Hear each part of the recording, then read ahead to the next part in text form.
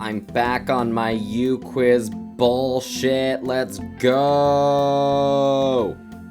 So ideally, because this did not happen the last time I tried it, the uQuiz themselves, the actual uQuiz is going to work.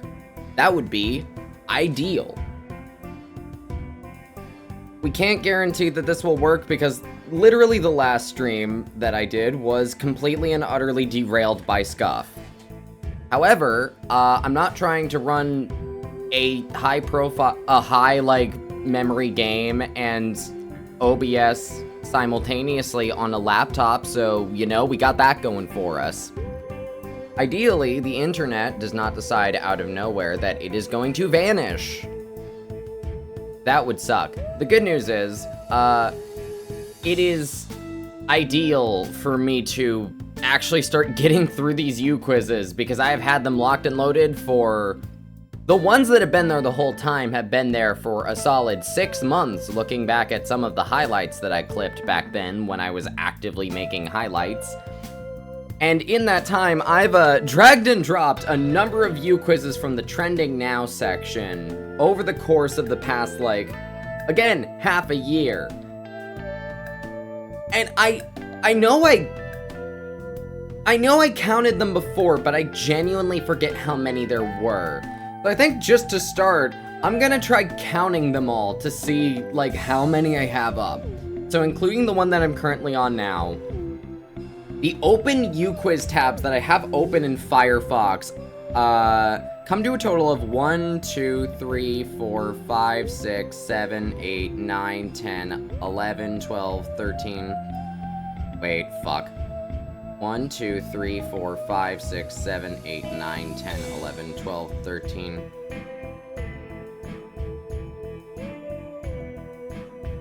Hang on. 14, 15, 16, 17, 18, 19, 20, 21, 22, 23, 24, 25, 26, 27.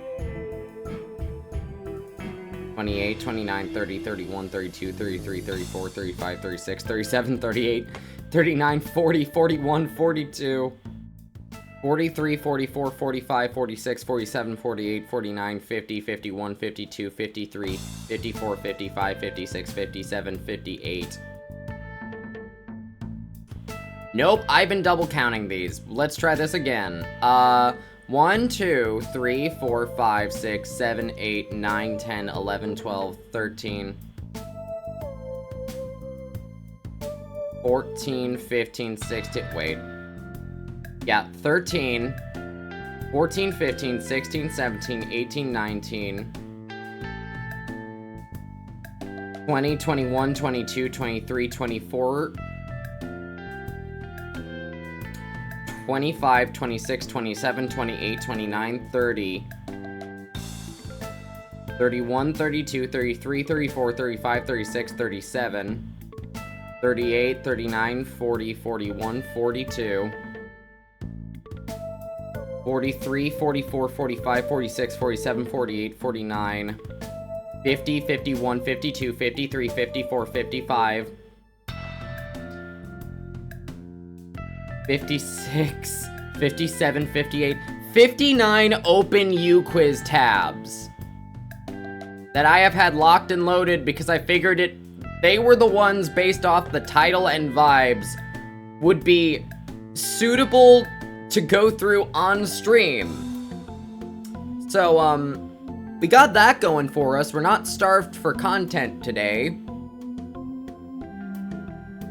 Hello, singular viewer. How's it vibin'? Are you ready to take an important survey and learn the secrets of the universe through a bunch of multiple choice questions and random non-determinate essay questions that were put together by mostly 15-year-olds?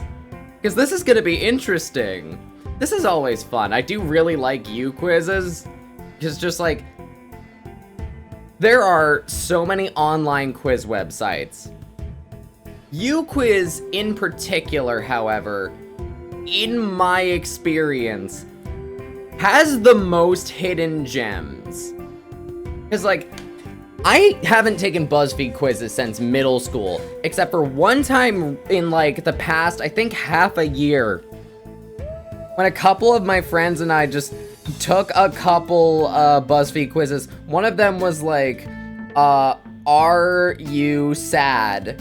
And it had four questions, and all of the answers that we put in were just like, were not like super extroverted.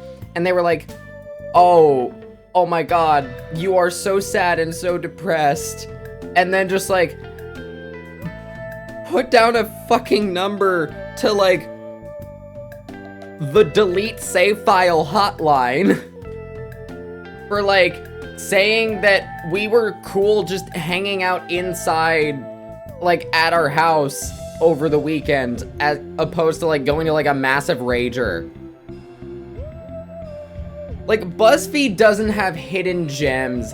BuzzFeed has massive fucking question marks in a way that's not, like, surreal.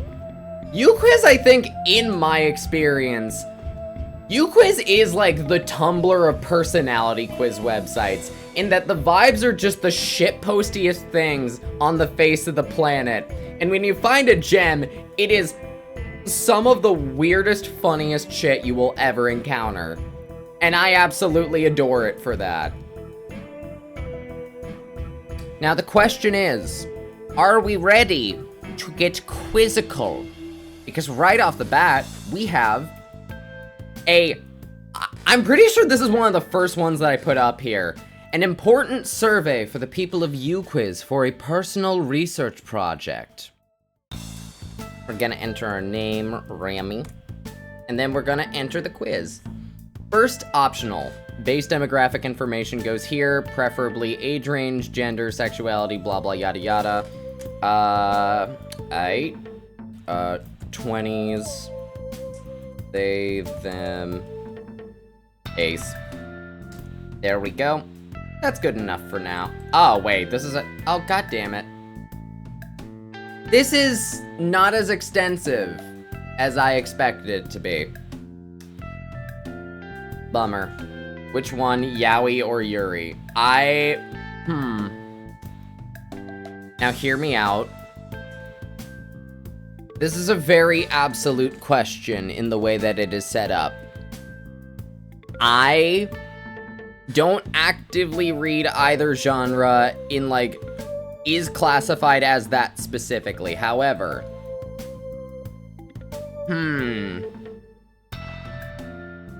I think in terms of like a personal standpoint, and again, it depends wildly on the actual thing.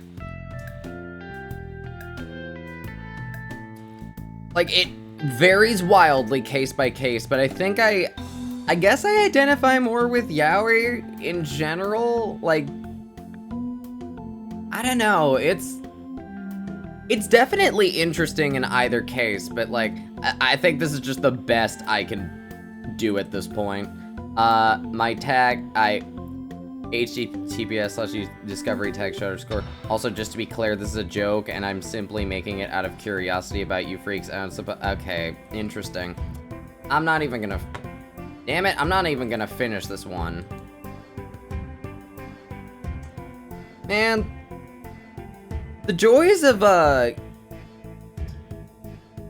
getting a bummer right off the bat that's been sitting at the front of your massive list of 50-something uQuiz tabs for half a year now? Well, we'll keep going. I guarantee some of these are going to be amusing. Case in point, the Weird Kid Allegations interview. I'm weird as fuck. Let's go for it. Going to school, what fit are you wearing? Trad goth, the cure-ass outfit. Scene kid sensory overload, rainbow unicorn shit. Emo kid, naked, preppy. Mori K, Akubi, grunge, IDK. I think. I could answer this as I would go for now. But I'm almost inclined to take it twice. once as I am now and once as I was as a child to see what the difference is. Like, going off of just how I was in high school. Because I was weird as fuck in middle school and high school, but I was kind of like a low-key weirdo. Where, like, I was very much a weirdo, but in the sense that, like, I just generally didn't cause problems for people and just did my own thing in my funky little corner. And was just kind of oblivious to everything around me. I think I'm gonna start answering this as me in, like, middle school and high school, just going off of vibes and how I remember being the weird kid. Or a weird kid. I don't think I was ever, like, the weird kid, but I was definitely a weird kid. Consistently. So, back in, like, I'd say, like, middle or high school, what fit would I wear? I didn't wear any, like, trad goth get up. Sensory, overload, rainbow unicorns, I don't think I ever did it. I think I had, like,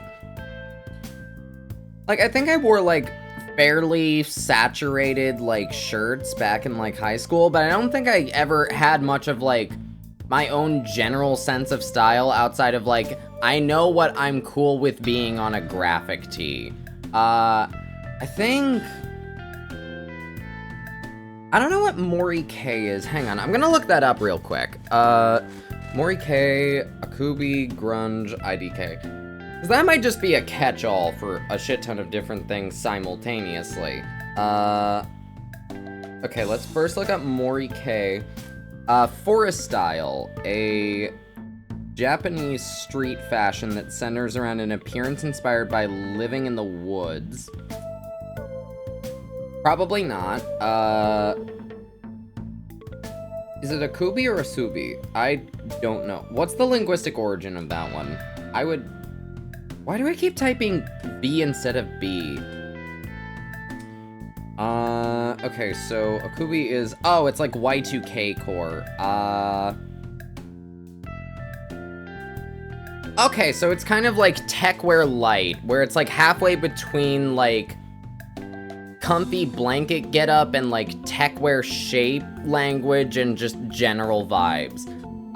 Probably not. Grunge is, I guess, closer to it, but, like, I think... Yeah, I guess kinda grungy. Like, I mostly just wore things that were comfy. In the car, what are you listening to? Kendrick, The Cure, never listened to The Cure. Melanie Martinez. I listened to, like, a couple back in, like, middle and high school, but, like, not a lot. Never really got into it that much. MSI, I've heard, like, 2 or 3 MSI songs. That's about it. And, like, most of that was a singular song that I heard in a fucking Nichicho AMV. It was a really good AMV. Very well edited. Undertale OST. Definitely listened to the Undertale OST a lot in high school. Vocaloid stuff. Vocaloid, I definitely listen to a lot of Vocaloid. I almost listen to a lot more Vocaloid now, as opposed to, like, when I first started listening to it back in, like, I think sophomore year of high school was when it landed on my radar and I started diving into it, but, like, I don't think it was, like, my main thing during, like, actual high school. Well, then again, I did really get into, like, Kage Pro for a bit in, like, later years, like, junior and senior year of high school, but, I think the Undertale OST's sort of, like, been more formative for me. Charlie XCX, never listened to her that much. I listened to, like, 2 or 3 Sabrina Carpenter songs, I think. I've heard more as an adult. Taylor Swift, never really listened to Taylor Swift outside of, like, a couple songs. Like, it's impossible not to hear Taylor Swift, to be fair. I just never went out of my way to listen to Taylor Swift, because it was never really my vibe. Lemon Demon, I definitely got into Lemon Demon, but that was, like, during college. Like, Lemon Demon is very fun, and I like a lot of, like, I like a lot of Neil's songs, but I really don't think I actually started listening until somewhere around like freshman year of college, maybe senior year of high school. I don't remember when I actually started listening to Lemon Demon. I think it was college. Like, I can't even put that here. Milk in the Microwave, Autistic Trans. So here's the thing. I am, in fact, autistic and trans. I've never heard of Milk in the Microwave. Like, genuinely. I don't know if that's like a newer thing that I just haven't run into, but like, I've never fucking heard of Milk in the Microwave. Like, I've heard of Neutral Milk Hotel and actually listened to like one song of theirs, but like, I've never heard of Milk in the Microwave. I'm curious just based off the name. Like that, to be clear, a band named Milk in the Microwave does give off autistic trans fandom vibes, speaking from direct personal experience. KSI, I heard of KSI literally within the past, like, few months. Like, never got into any of, like, the niches that he's apparently involved in, and just, the vibes are rancid just based off the things I have heard. Also, I've heard that, like, the song that everyone's been, like, remixing into versions that were infinitely better than the actual song itself, because apparently the actual song is genuine ass, is some of the funniest shit I've ever heard. And, like, some friends and I recently, like, went on to, like, Genius to look up the lyrics of that song. That was some of the most, like... I'm not one for throwing around any sort of allegations of the sort, but that was some of the most, like, AI-generated ass lyrics I've ever seen. It is utter nonsense, and I genuinely can't tell if it's just AI-generated or literally just dog shit lyricism. Like, it's funny. Like... But it's very clearly meant unironically, in a way that is just... I don't know, I'm in that weird headspace between, I shouldn't think this is nearly as funny as it is, because apparently it's not meant to be funny, but that only makes it funnier. And, here we are. Emo-ass music, fire. Okay, you know what? Most of my playlist back then was emo-ass music. I'm gonna be real. Like, the Undertale OST is iconic as hell, absolute banger. I only really started, like, actively and fully, extensively appreciating it as, like, a soundtrack, and just video game soundtracks as a whole in, like, early adult life. Like, I was mostly listening to emo-ass music back then. I still listen to emo-ass music today all the time. It goes hard. And yeah, that was just most of my playlist throughout a good chunk of high school and like a bit of middle school. I don't know if this is TMI. I don't think I have ever listened to a single whimper audio. Like, I don't know, like ASMR slash roleplay stuff. I know I've listened to like maybe 2 out of curiosity, like years ago. I never really got any sort of appeal from that. Like, it just was not. It was not the vibe. And to this day, I just don't really consume any sort of like ASMR content simply because it is not for me. The word of your mom. Anyway, next question. What are you eating for lunch? Lunchily. Nope. Absolutely not. Lunchables? I never got Lunchables as a child. Even once. Ever.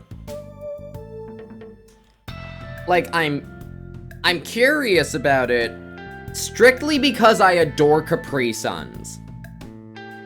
If y'all have ever had, like, the strawberry kiwi Capri Suns, specifically while you're eating, like, pizza, that shit is fire. Like, absolute fire. The actual Lunchables themselves, though, there were always kids around me that had Lunchables. I never had them. The whole school. My tummy ain't that big. Weezer Pinkerton album released on September 24th, 1996 by DGC Records. So is Pinkerton like the name of the album? I don't know a lot about Weezer, I'm gonna be real. Singular Chatter, what do you know about Weezer? Do you know if the Weezer Pinkerton album is an album that was named Pinkerton, or if it was a collab with the actual Pinkertons? It's unlikely to be that second one, but not impossible. And I genuinely need to know if there was a Weezer album where they collaborated with, like, actual members of the fucking Pinkertons. I'm tempted to look it up, but I'm almost tempted to see people try to bullshit me on this. Whatever you say, I will accept as fact, as law, as the fabric of reality itself. What is the nature of the Weezer Pinkerton album released on September 24th, 1996 by DGC Records? What knowledge is held within your singular individual brain?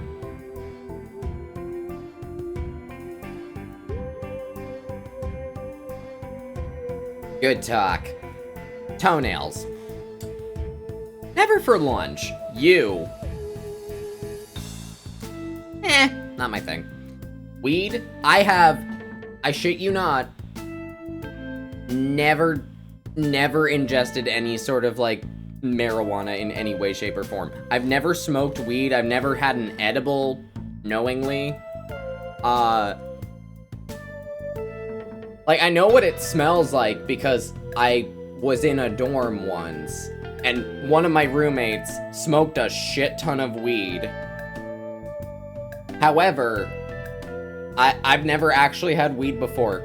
And back when I was in, like, high school, that surprised some people because I had, like, the stereotypical teenage stoner look.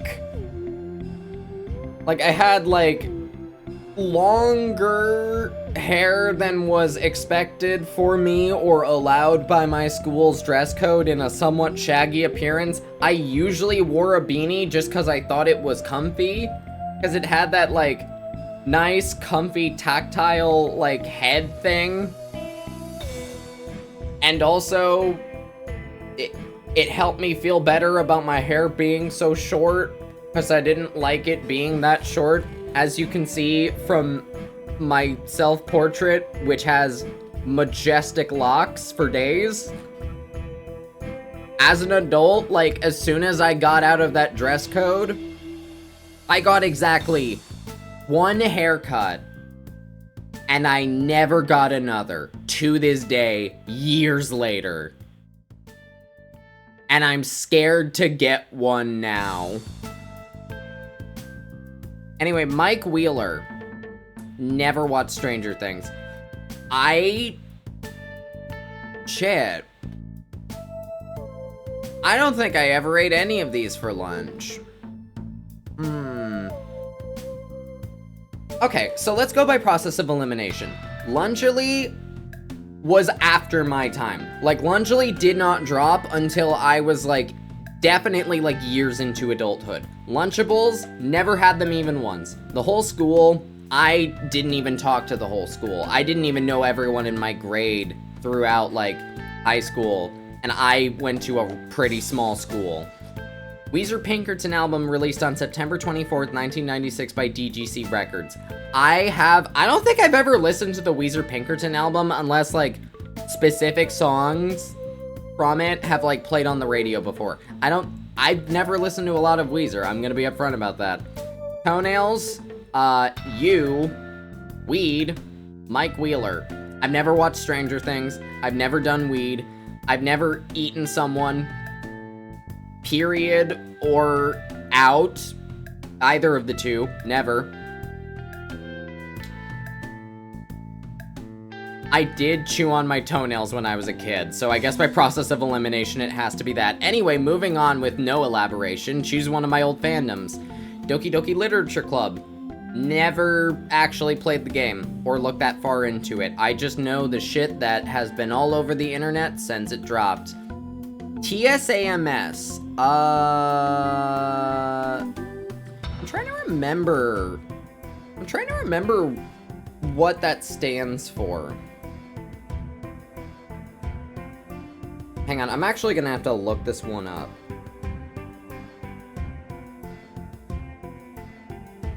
TSAMS. The Moon and Sun what? The Moon and Sun Show, like from Security Breach? Ah. Owl House. Big into the Owl House. Easily one of my comfort medias. I can thesaurus. Danganronpa. I am going to be upfront. Danganronpa was my late high school, like, hyperfixation. Specifically, I need to clarify. Specifically, like, the shit posting and, like, the Fanganronpa, like, side of the fandom where people were just, like, making their own variants of this, like, narrative formula of the games. There was a lot of really creative shit that came out of that, and genuinely, like, being attached to that side of the fandom specifically was, like, it genuinely did a lot for me as, like, a writer and a storyteller and a character creator. Like, genuinely, I think being, like, in the Danganronpa fandom back in high school was what really kicked off my sense of, like, how to make really interesting characters that are also really believable and just really fun to write, as opposed to just, like, this is a person, this is also a person. They each have one mediocre trait. Where it's like, these people are fucking weird, and here's how they became this absolute fucking weirdo. So yeah, massive props to the Danganronpa fandom for doing that to me. It helped a lot. Hello Neighbor, never played, never watched anyone play. Baldi's Basics, I've never played, never watched anyone played. I watched, like, one YouTube video of someone playing the final song from the Baldi's Basics Friday Night Funkin' mod a couple years back, and that's the most engagement I've had with Baldi's Basics. BATIM, what is that?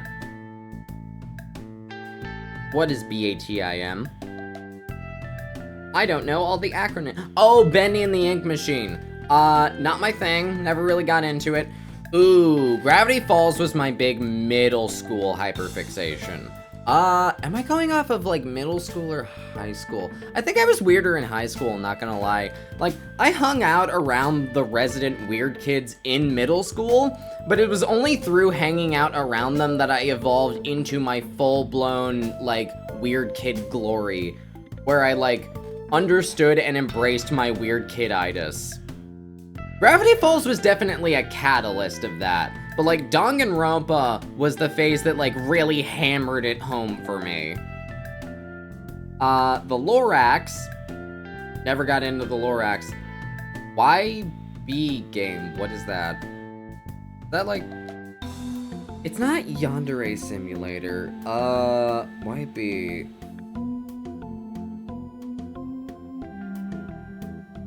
I think if I don't know the acronym, there's no way I know what it is, but I'm curious. Sally Face, never got into it. Hell of a Boss and Has Been, like, the pilot of Has Been, like, the pilot that got it to really take off, didn't drop until I was in college. Did it immediately consume my life as soon as I get into it? Yeah. Have I fallen off of that hyperfixation? Yeah. Do I still enjoy it whenever new stuff comes out? Yeah. Are there a lot of really, really valid criticisms of the show's writing? 100%. I just like them because they're fun. They're just fun. Also, there's only so much unapologetically queer media out there that's produced at, like, the level that those shows are produced at, and that's just fun to just play around with. However, it is not a weird kid phase for me. I'm sticking with Danganronpa because for me, I think that's genuinely, like, the quintessential weird kid phase. Choose one of my current fandoms. Five Nights at Freddy's. Never got into Five Nights at Freddy's. Genuinely. That may come as a shock because, oh my god, Remy, aren't you autistic? Are you telling me you're autistic and you've never played Five Nights at Freddy's? Yeah, no, like, just never got into it. I think what really pushed me away from it, because I know the series came out, like, I know it came out when I was in, like, high school, and I never got into it despite hearing about it around the time that it came out and started getting popular, because, like, I knew Five Nights at Freddy's specifically as the jump scare game, and I fucking hate jump scares, to this day, as a grown-ass adult.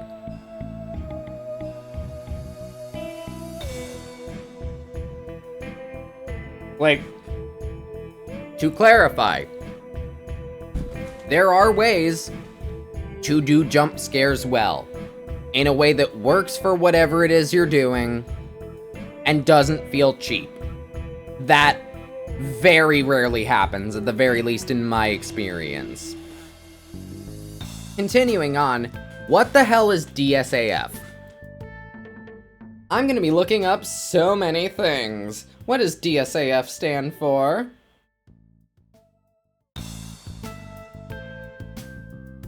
DSAF. Day Shift at Freddy's. Nope, never played anything Five Nights at Freddy's related. The most I know about is the general plot of Security Breach because I watched a boss fight compilation with my friend. And also saw a lot of, like, just so much fan art of the glam rock characters. They were inescapable. Mouthwashing. I've seen so many people playing mouthwashing. I've heard good things.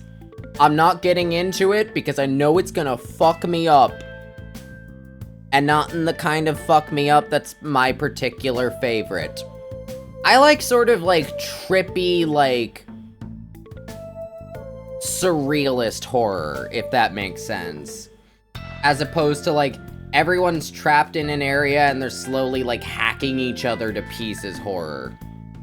Which is the energy that I get from it. Again, I haven't like actually played the game or looked into the specifics of the plot, but it kind of, from what I've heard of it, it gives off Saw energy. And I am never watching a single Saw movie because that is not my kind of horror that I enjoy. Like, it's good. I've heard many good things about mouthwashing and genuinely accept, like, I fully believe that it's a really good, well-written game. I'm not getting into that because I know what's good for me. Bad parenting. I think that's a game? Question mark? Or is it just general bad parenting? Because, like, I have been reading a lot of, like, bad parenting related things, like, stories and, like, mostly horror stories and just, you know, being friends with a lot of people who had shit parents. I don't know, I wouldn't qualify that. Dandy's World, never heard of it. Fighting with a PH. Never heard of it. Test elevator. I know what a test is and I know what an elevator is. Regretivator. Never heard of it. Pressure. I know the Pokemon ability. PPT. What is that? I might actually have to look that up. Remember, children, look up acronyms that you don't recognize, because that is the only way you will learn things, because sometimes you just don't hear things in their acronym form. GPT characters. Okay, not PowerPoint.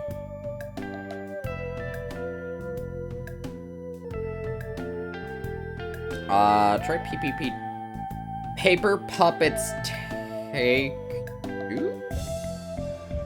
No idea. Warrior Cats? Genuinely? I never got into Warrior Cats.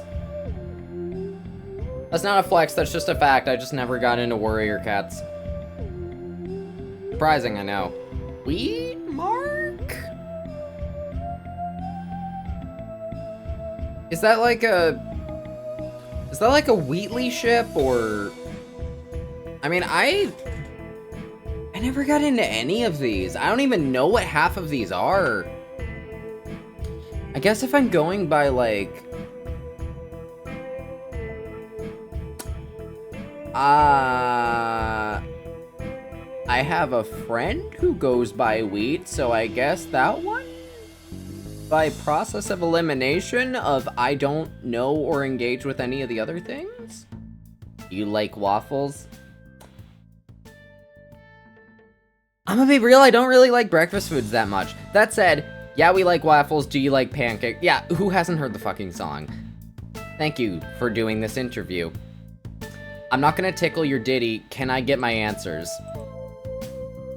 Oh yeah, choose the 7 deadly sin according to the internet. Therianthropy, same. Skittle homo fan club, gay. Relatable. Furry, a gear, mentally ill, none. I eat children. Ooh.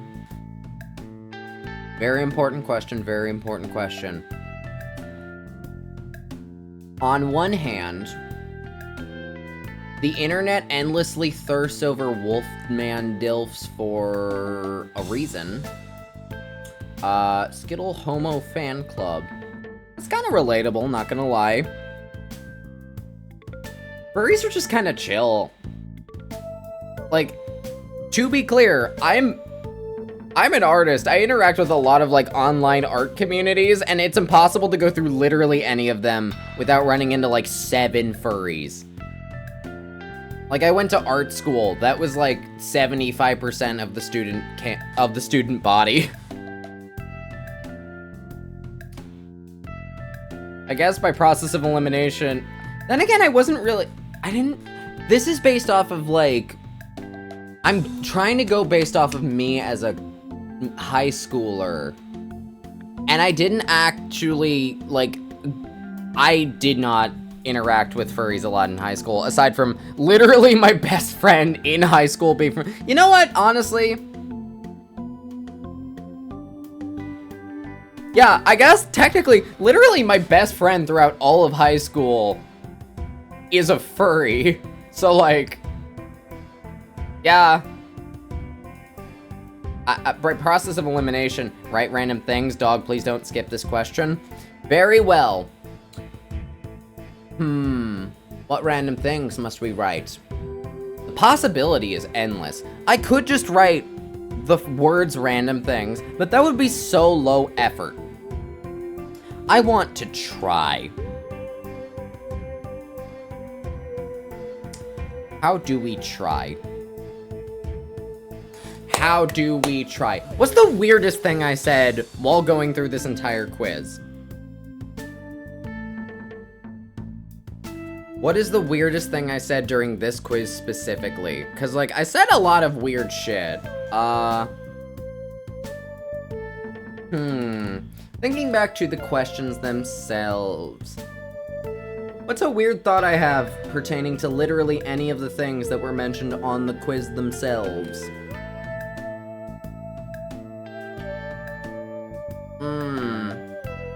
You know, mouthwashing blowing up lately has me thinking that I could probably start buying straight up mouthwash again. Like, I've gotten very good at my oral hygiene, but I ran out of mouthwash months ago, and that was very helpful. I kind of needed that. I should find more. I should find some that I like. I should find the most tolerable mouthwash and just go to town on that shit. Obviously, wash your mouth in moderation, because I'm pretty sure, like, most mouthwashes have some degree of alcohol in them. Don't drink mouthwash, it's a bad idea. This has been your life tip for the day. However, when it comes to random things,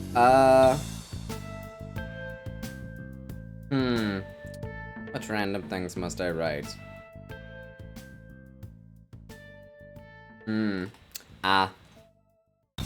The background has made me think of a sentence.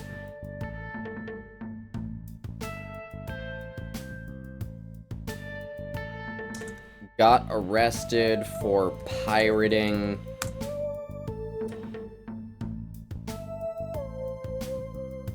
images online.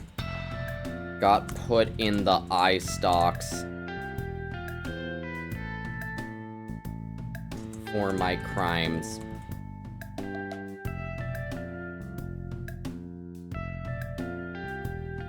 The eye tomatoes. Does tomatoes have an E in it? Yes, it does. The eye tomatoes stain my hands with the red of my crimes, of my misdeeds.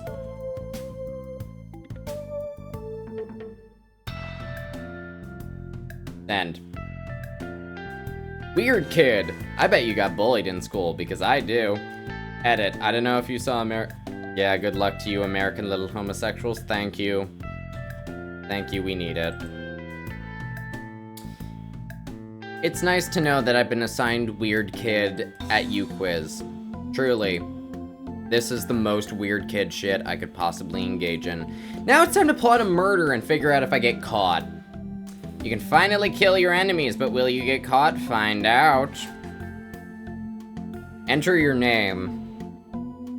Nice try.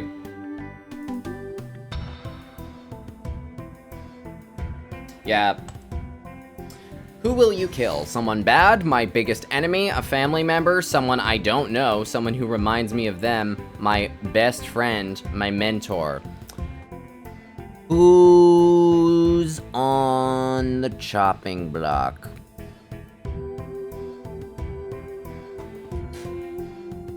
Okay, well, my biggest enemy, none of my personal enemies that know me personally are like, I'm gonna be real, if I were to kill someone in real life, it would just be because they tried to kill me first. And like, I don't know anyone personally that would want to kill me. I know people from just literally the past week that have given some pretty clear signs that they probably were trying to kill me. But I don't think they really fall under any of these. Technically, they fall under someone I don't know because I did not know them, but I'm just gonna say someone bad, because if I'm trying to kill someone, it would probably be to mitigate some sort of, like, unfettered disaster, like timeline branching shit. I'm not one for violence, I'm gonna be real. Usually I just enact schemery. Why do you want to kill them? No reason, I just want to kill someone? No, I don't seek violence. I don't seek the demise. They hurt me more than anyone can even imagine, and now I want my revenge. My revenge. Nah, not really a revenge kind of person. I'm a stop things from going bad person. They took away the person I love the most, I want them back. If someone, like, killed someone that I love dearly, I would definitely snap and I would definitely, like, try to stop them from killing that person in the moment, but, like, I don't think any sort of, like, vengeance plan that I would ever have would, like, involve actually straight up killing someone.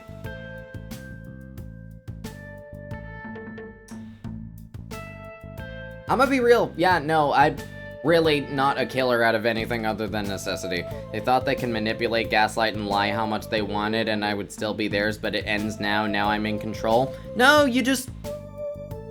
No, you just get away from them. Like, if they become an immediate physical danger, then yeah, protect yourself. But, like, if someone tries to manipulate, gaslight, and lie, just, like, get out of their manipulate, gaslight, and lie zone. I've done that so many times. I just want the money my employer promised me for killing them.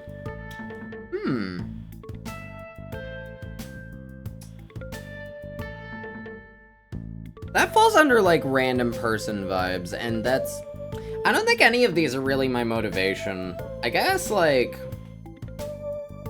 I guess out of all of these, if someone, like, hurt someone that I cared about, like, I wouldn't to try to bring someone back, because I know for a fact that that's not how that works. But, like, if in the moment I thought it would keep someone that I cared about from, like, losing everything, I would at the very least consider it, unless, like, I saw an alternative route. Will you work with someone? No, people aren't reliable to work with. Yes, I think it will make things easier. Yes, but not with a person, with an animal. They can go to places where I can't go and see things I can't see.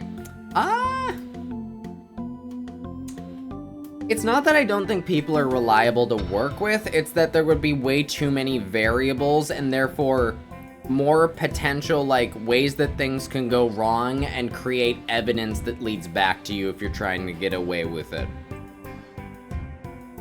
Alright, will you observe the victim and then decide when to kill them, or will you just kill them when they can? Observe, see what places and when they go, and then decide when to kill them. I will kill them when I can. I know them really good, I don't need to watch where they go, I already do. Thinking about things from the perspective of someone who plays a lot of, like, tabletop games, where sometimes your objective is just to straight up kill someone. Out of the methodologies of the characters that I've played, I think the one that I would be most inclined to, just off of first instinct, is to gather the information I can and plan around it. What will you use to murk the victim? A gun, it's fast and effective. Knife/knives, they're quiet and reliable. A rifle, that can give me a distance between me and the victim. Poison, easy to store and hard to detect. Poisons are so easy to detect, are you kidding me? I mean, it depends on the poison, but a lot of them are really easy to detect. A rope so I can strangle them? That requires brute force that I don't have. I don't need a weapon. Genuinely? I know a couple ways to kill someone with my bare hands. Mostly through self-defense training. I think if I were going out of my way, I wouldn't, like, barehand it. Cause, like... Yeah, I guess out of all of these, which would leave behind the least evidence that would point to me?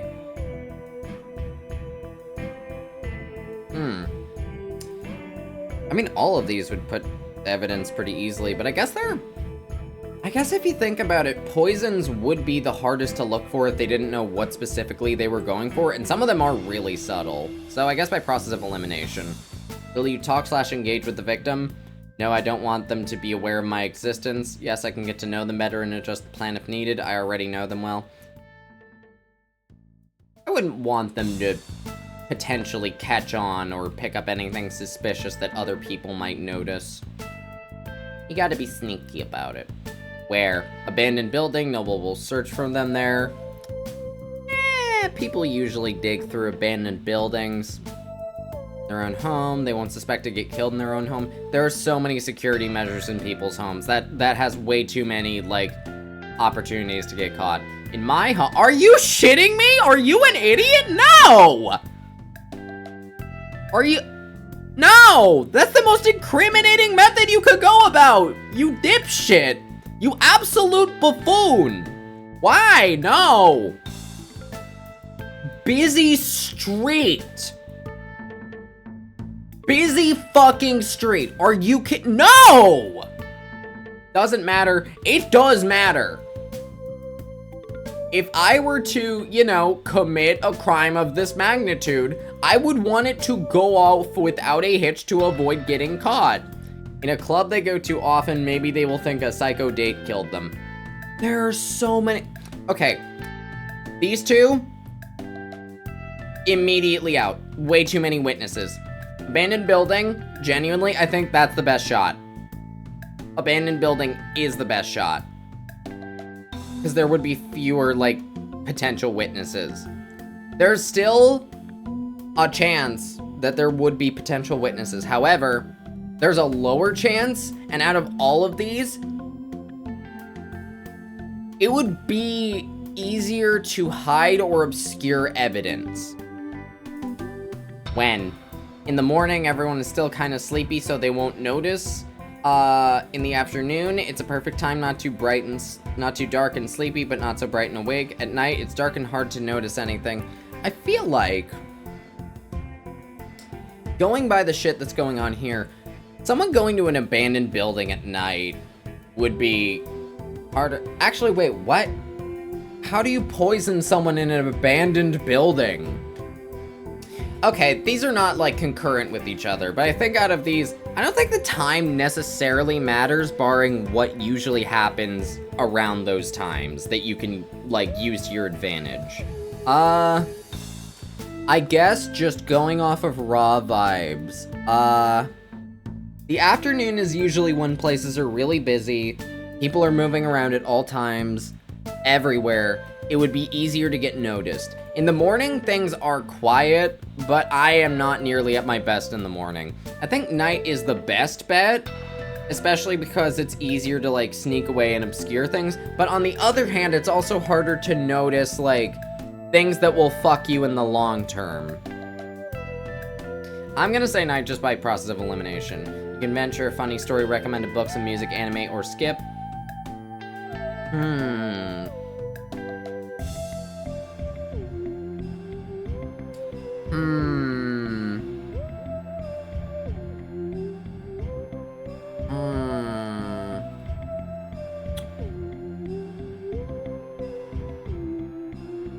I recommend not killing someone out of anything other than necessity.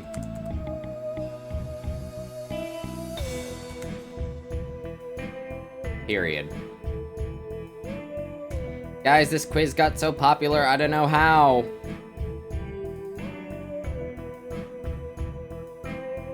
Popped up on trending. Now. That usually does it.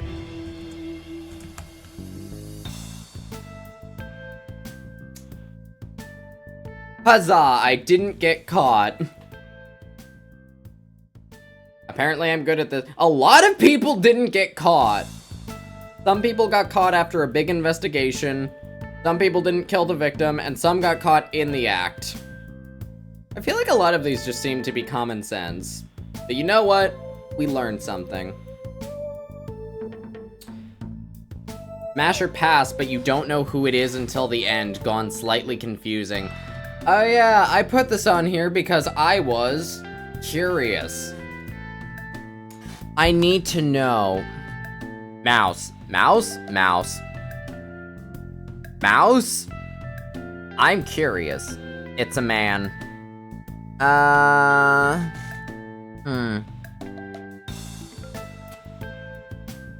I think I'd be less inclined to potentially feel guilty smashing a man. I'm not really a smasher in general, but like, by process of elimination, he has short hair.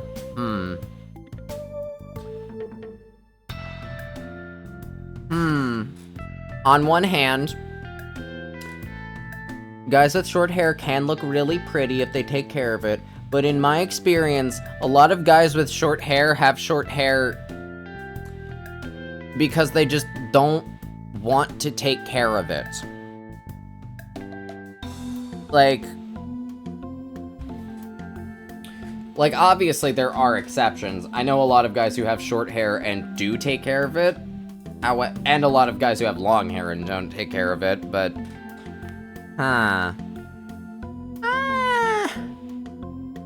I need to think back to any and all fictional characters that I have considered smashing. Just to try to figure out the hair length on average.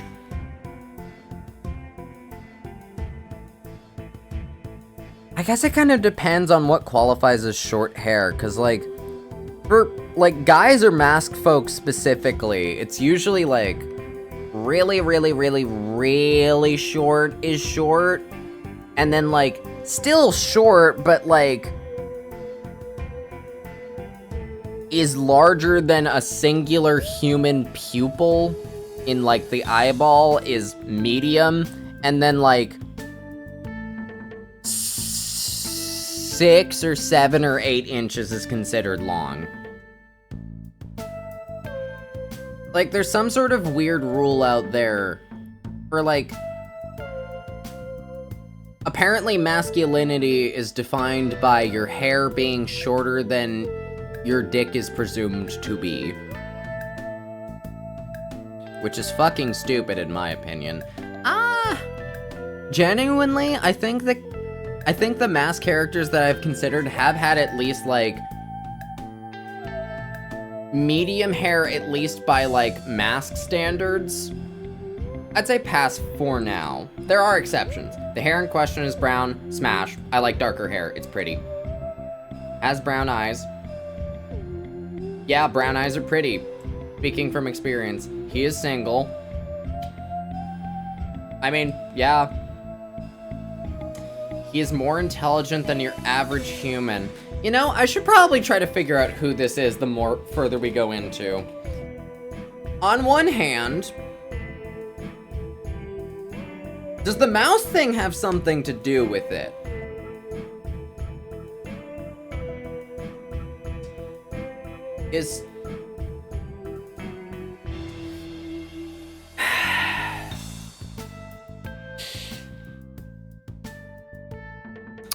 Chat, is this Jerry from Tom and Jerry? I swear to fuck.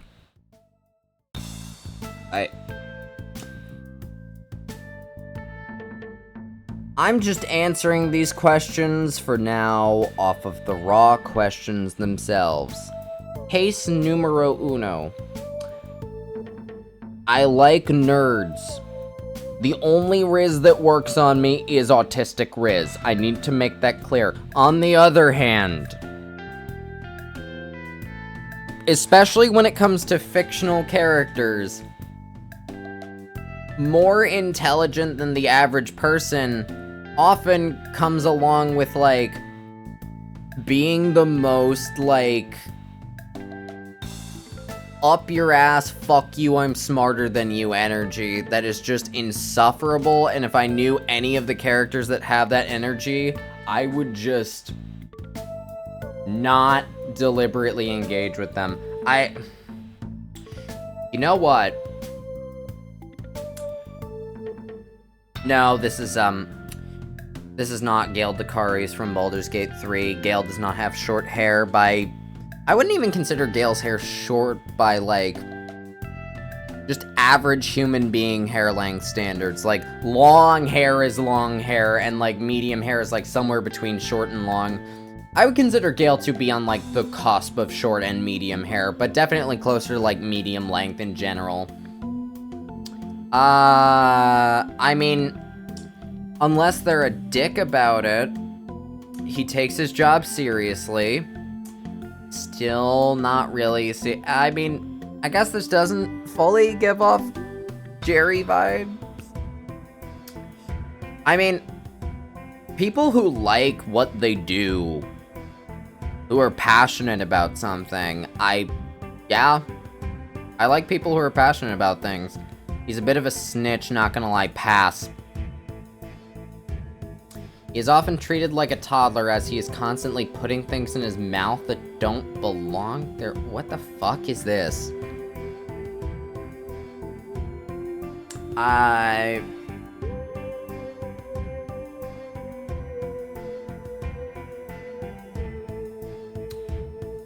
On one hand, I know a lot of people who stim by chewing on things.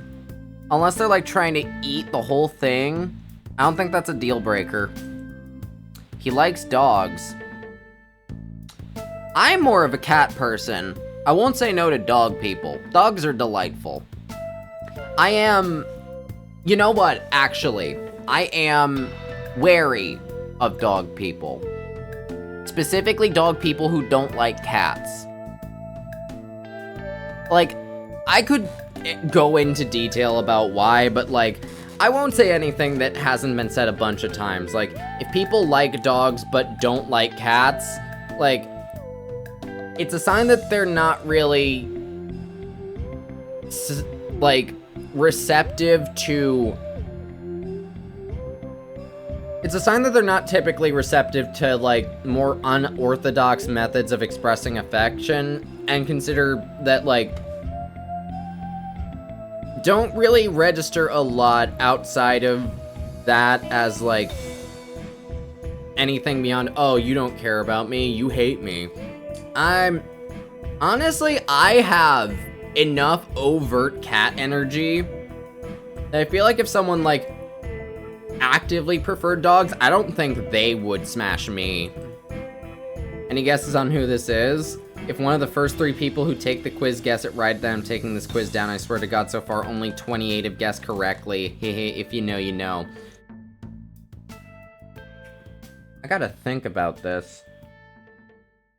I know it's not...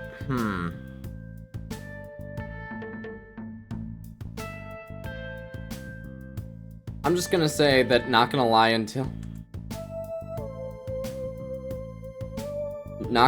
until takes his job seriously, I questioned whether this was leading up to Jerry from Tom and Jerry.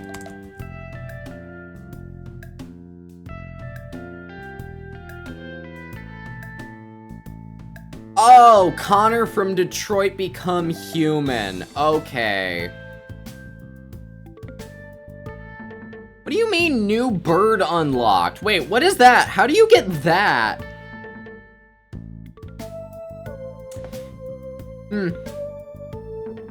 Honestly, from what I've seen,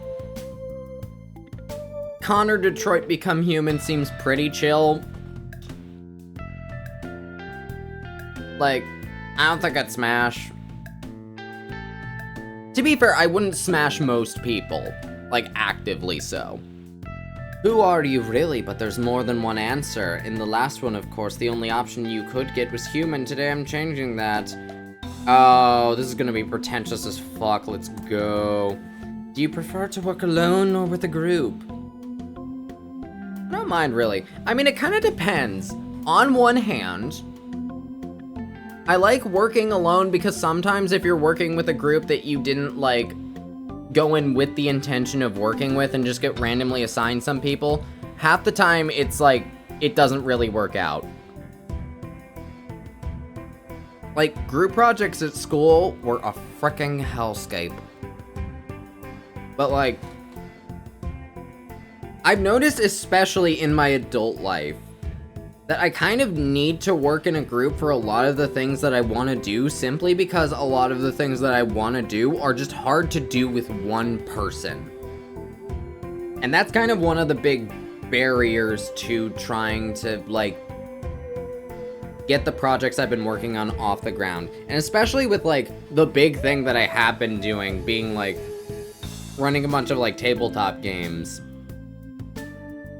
That's kind of something that you need to do as a group. But also, a lot of the work that I do, because I'm a forever GM, is, like, a lot of independent work that's, like, based off the stuff that other people do, while also bringing them in occasionally for, like, feedback or, like, questions and stuff like that. I'd say I don't mind, really. I'm somewhere in the middle. Do some lyric. God damn it. I'm sorry, King. I'm not reading all that shit. You know what? Fuck it. Let's go. I think, holy shit, I think this is like the 5th quiz we've done, and this is only like, I think this is the 5th quiz we've done, and this is literally the first choose lyrics question. That's like the signature uQuiz question. I'm gonna see if I recognize any of these. I am the passenger, I stay under glass, I look through my window so bright. I see the stars come out tonight, I see the bright and hollow sky over the city's ripped backsides, and everything looks good tonight.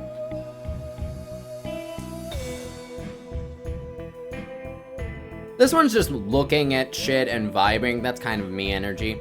I'm cutting people out again. I'd hope to see their faces when I pursue haunting you. With no one near me in the end, a whole eternity to spend such a view haunting you.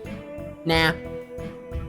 I could be the one or your new addiction. It's all in my head, but I want nonfiction. I don't want the world, but I'll take this city. Who can blame a girl? Call me hot, not pretty. Nah. Choose to watch while the world break up and fall on me. All the while, I'll await my armored fate with a smile. Still want to try, still believe in good days always. Always inside, good days living in my mind. No light, no people, no speak, no people. No cars, no people. No food, no people. Stop, short, grinding halt. Everything's coming to a grinding halt. Now, 10:15 on a Saturday night, and the tap drips under the strip light. And I'm sitting under the kitchen sink and the tap drips, drip, drip, drip, drip, drip, drip, drip, drip, drip, drip. I guess we're sticking with the first one. Do you know what's going on? Yes, I started it. Yes, I'm part of it. Yes, though I only observe. No, I don't care. No, but I'm here for it. Yes, though I only observe. I am a lurker by nature. I stand ominously in the distance and observe what is occurring. Though I do not join into any of the drama because I do not wish to. Unless it, like, for some reason, I need to get involved, which doesn't usually happen.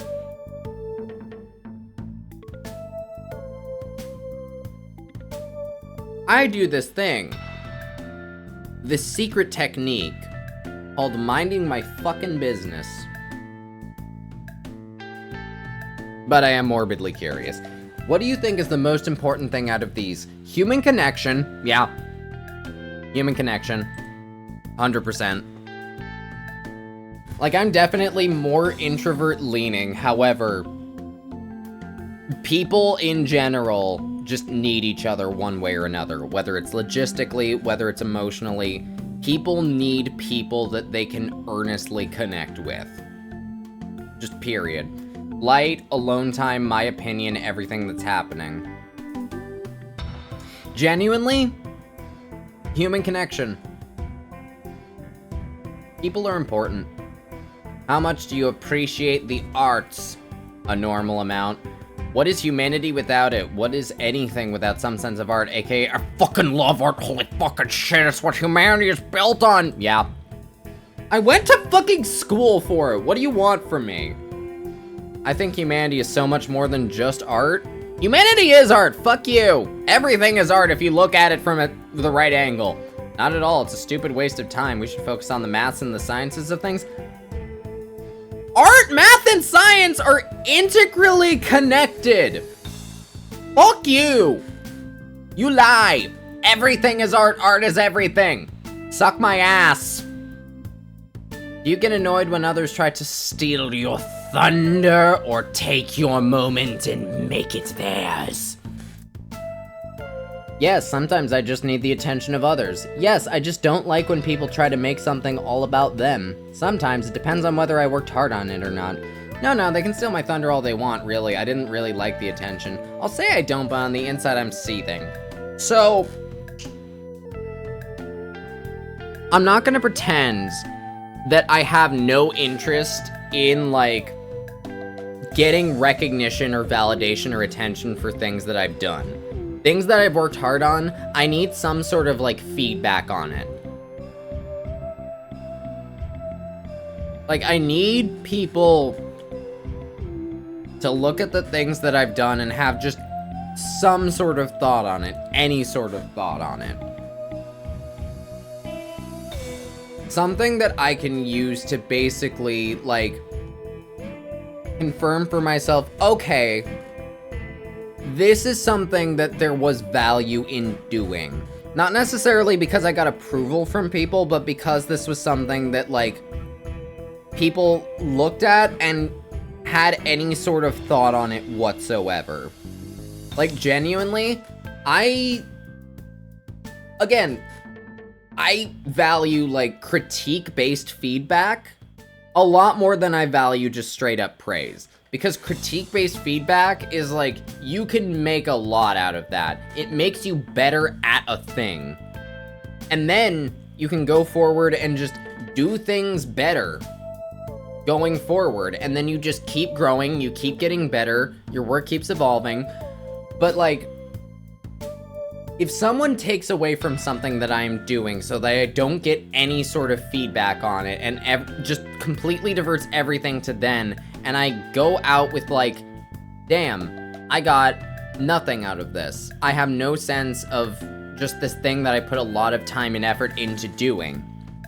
I don't like that. That said, I'm not a person who does things explicitly for attention. Genuinely, there's a reason that I typically operate behind an avatar, don't post any, like, pictures of myself on screen, mostly focus on, like, the games that I'm playing, or the stories that I'm telling, or the characters that I'm working on, or just, like, the actual projects and work itself that I am doing instead of myself. Obviously, this is kind of not the best example of that, because a lot of this is literally just, what's going on with you specifically? But, like, a big part of this is, like, this isn't about wanting people to know more about me specifically, because I'm still being deliberately vague or general on a lot of stuff, and just, like, thinking over vibes. This is more like a mental exercise that gets my brain whirring, that allows me to just talk about random shit. Talking about random shit is very important. It keeps the mind whirring. And the mind whirring is fun. Now, the thing about this is, genuinely, if the attention for a thing that I'm doing, for anything that I'm doing, that I'm putting out there, is on me specifically and not the work itself, I don't generally like that.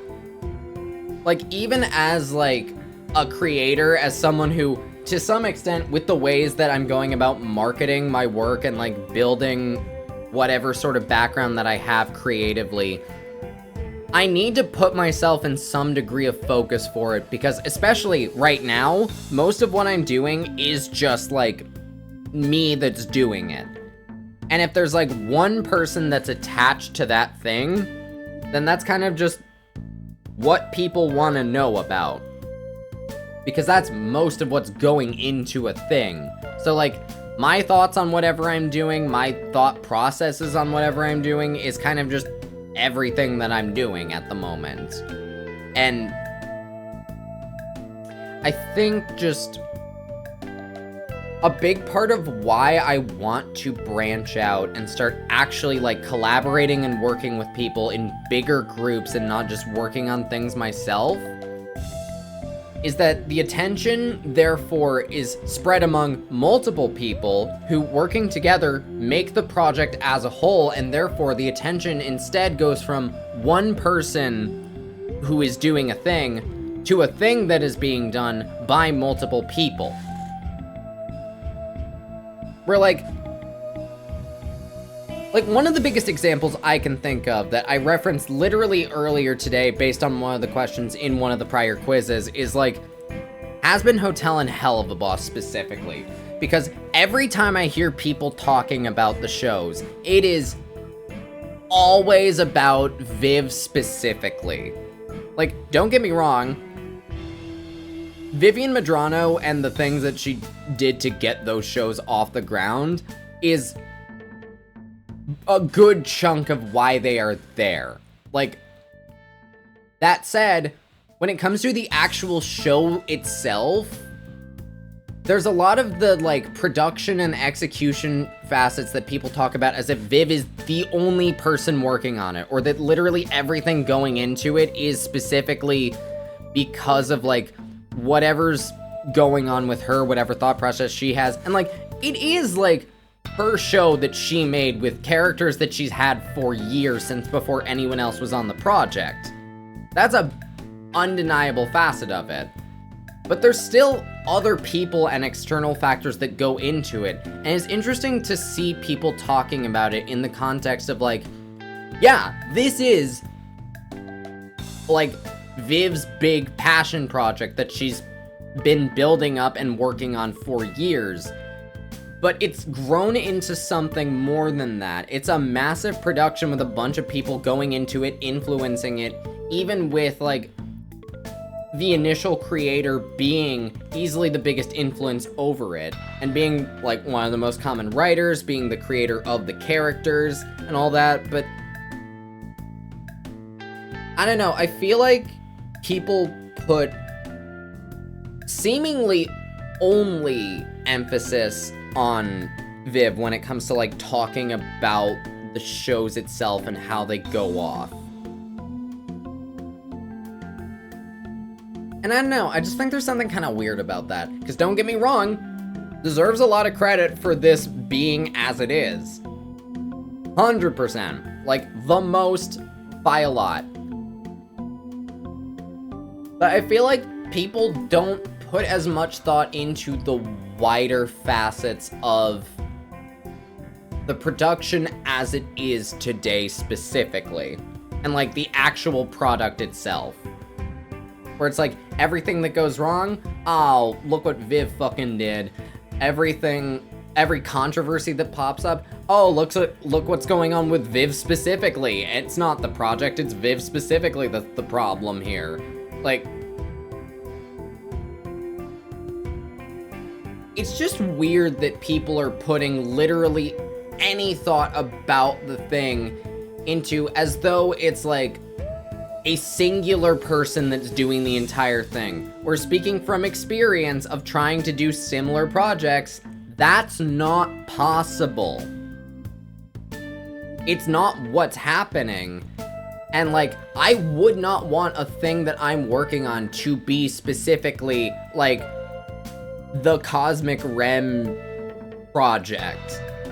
It's the project itself, not a me thing. I don't know if that's just, again, this is not like any sort of criticism about like the people or like the project itself. This is about like, I'm wondering why this is the thought process that people put around it. Anyway, tangent over. I'd say sometimes it depends on factors. Choose something I can see right now. A big red clock, like really big. It takes up all the attention of the room when you first walk in. Hate that. Painting of a camel, so simple and yet so expressive. He looks down at the room, constantly observing. Like that. I am very simple, yet also very expressive. Well, actually, I don't know if I'm simple. Like, I put together a straight up Halloween costume this year out of a bunch of shit that I had in my closet, and literally the only thing that was part of that outfit that was immediately clockable as a costume that I didn't just wear on a day-to-day basis already was like a pair of Maleficent horns. Like everything else I've worn on just an average day once or twice. Sticking with this for now. Family photos of me and my sister as babies. We're in pink dresses and hugging. In another, we're making a heart with our hands in the rain. Aw, that's cute. Small candle. It's so small you can hardly notice it, but those who do study the craftsmanship. The patterns and the colors thrown onto it, it's beautiful in plain sight. A small book of 1930s etiquette. I think it's so interesting. It gives me insight to a time in which I was never there. I like the camel. I like observing things. Yes or no?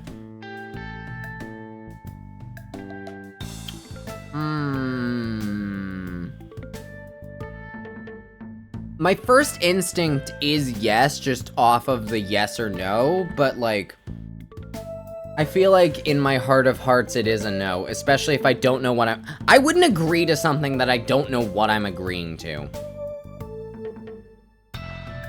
Do you like being seen? Yes, I want people to notice me, maybe it'll brighten their day. I don't mind, to be honest. I don't want all the attention, but momentary glances are okay. Going with this for now. Not really, I don't like being seen. No, instead I can observe others. Honestly, I'm kind of in the middle there. Again, I don't like active attention being on me specifically, but like, And again, the more I think about it, the more I don't like me specifically being perceived, especially in recent times with recent shit.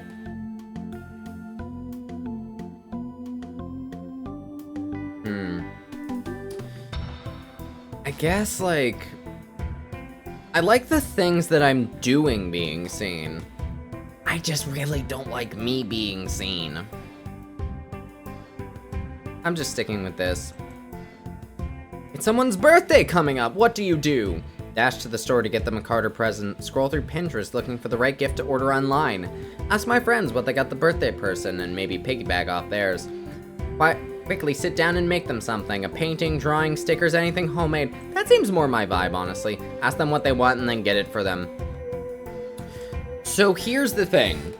When it comes to, like, finding gifts to purchase for an individual, I am of the I'll know it when I see it vibe. Where, like, I go through places that I think will have something that might make me think of them. That would be like, oh, this seems like something that they would benefit to have. And then I look around until I find something, and then I clock something, and it's like, this is something they would like. And then I get that thing.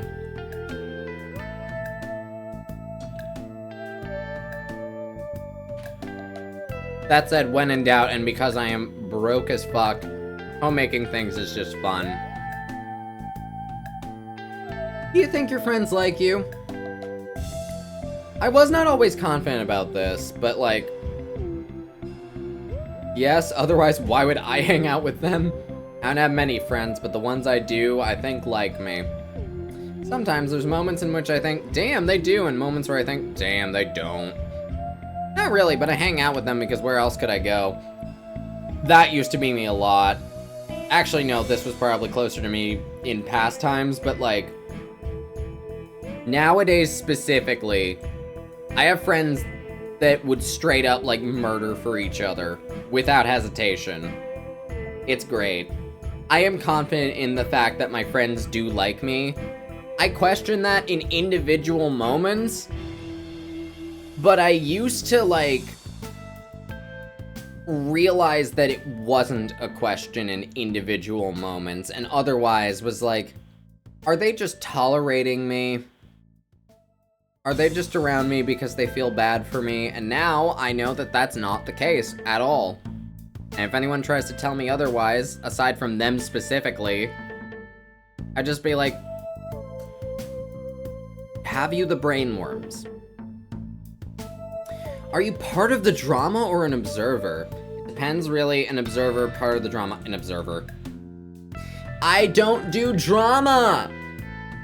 Why would you wrap yourself up in drama unnecessarily unless the drama physically yanks you in kicking and screaming? Why would you join drama out of anything beyond necessity? That sounds horrible. Why would you do that shit? That's fucking stupid. Get your brain working. Use your noodle sense. Who do you think you are, really? Who do I think I am? Who do I think I am?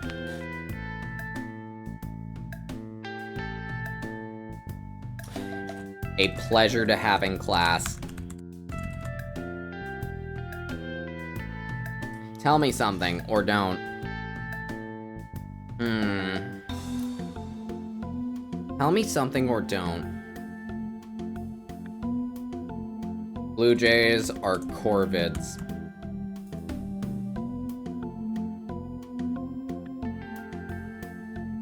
A star! An observer, you shine, but everyone takes you for granted. You just have to find your astronomers, your fellow stars, people who notice you and look at you every nightfall. Genuinely, I think I have. I fully believe that I have, and that is one of the biggest accomplishments I've ever had. An alien, a human, a star, the moon, and the sun. Fun. What's this one? Who were you written by? Ooh. Well, now I'm curious. Who wrote me? I think I wrote me. I like writing, it's fun. God, I wish I got paid for writing things. I could do that. It's hard to figure out how.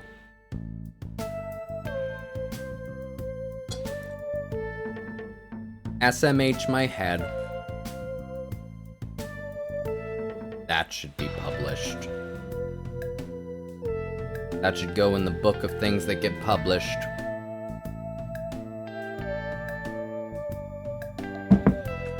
Truly, no one has ever said anything more original.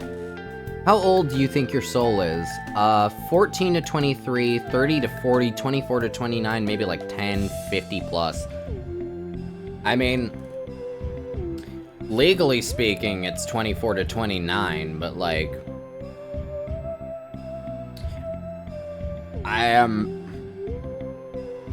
I get told that I have an old soul even now in my mid-20s. Like, people still act like I'm an old soul, despite the fact that I'm well into adulthood. Like, I'm an itty-bitty baby adult still technically, but like, I'm still a grown-ass adult. Like, my prefrontal cortex is at least basically developed. I don't know if it takes longer in some cases or shorter in some cases, but like, I'm in my mid-20s. That's like, that's the full prefrontal. Yeah, 24, 29. Just like, logically speaking, I don't think it gets actually older than you are, even if people tell you otherwise. Choose a picture. Little white silk or like lace thingies with a cupid bow. Ooh, 80 woods. Sad bitch hours. Watercolor fucking stained glass ass motherfucker. Fruity shit vintage. Oh my god, little animals on the bathtub.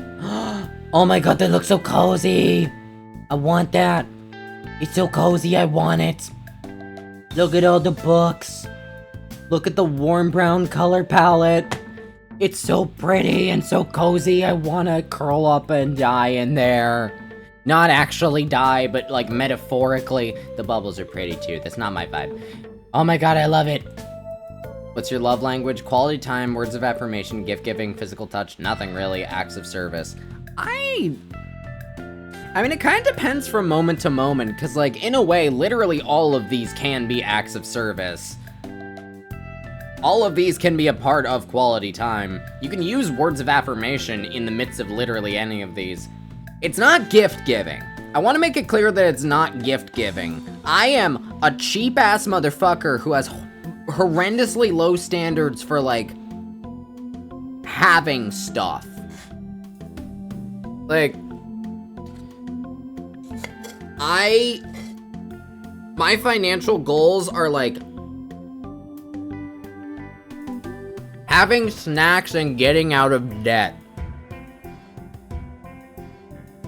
And I'm not sure how much of that is me and how much of it is like the economy making everything really hard to afford, and just accepting that the baseline of most people's entire lives will be scrambling to get by paycheck to paycheck.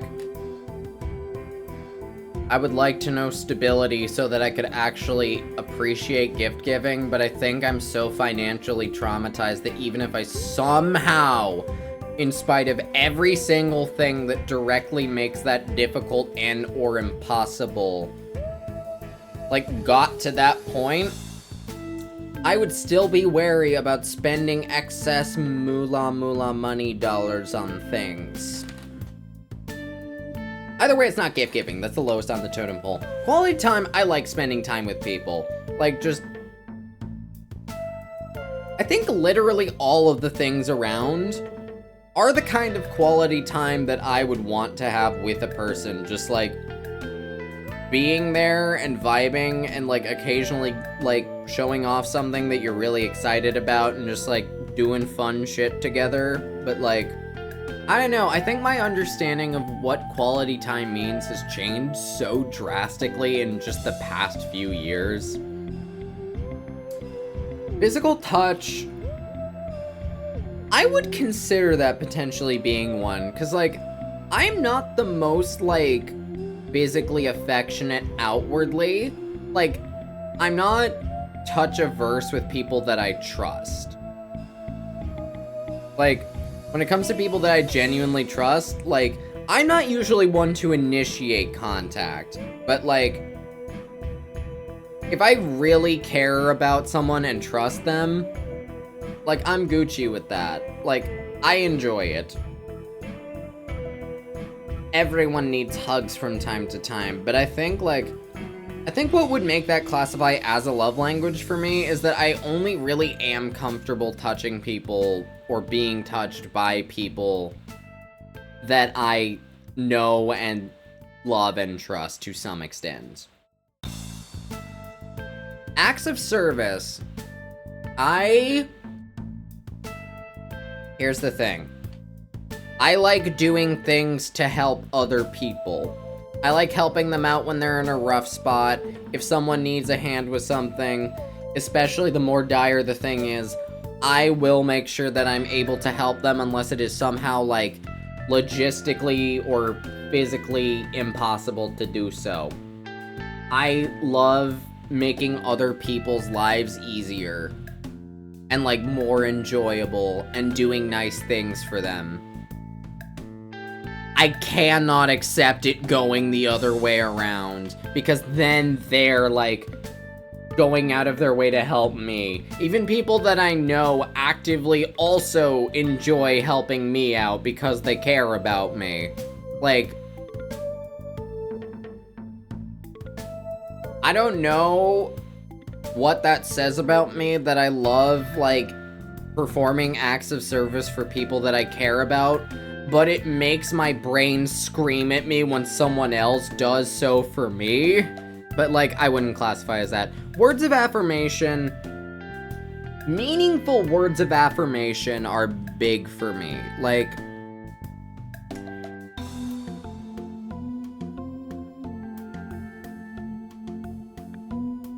it's kind of the whole thing where, like, there needs to be actual, like, purpose and deliberation behind the words you're saying, instead of just generalized, oh my god, you're so cool or so pretty or whatever, and it's just like, hey, this specific thing, like, this is something that I've noticed or appreciate about you, or, like, have faith in about you.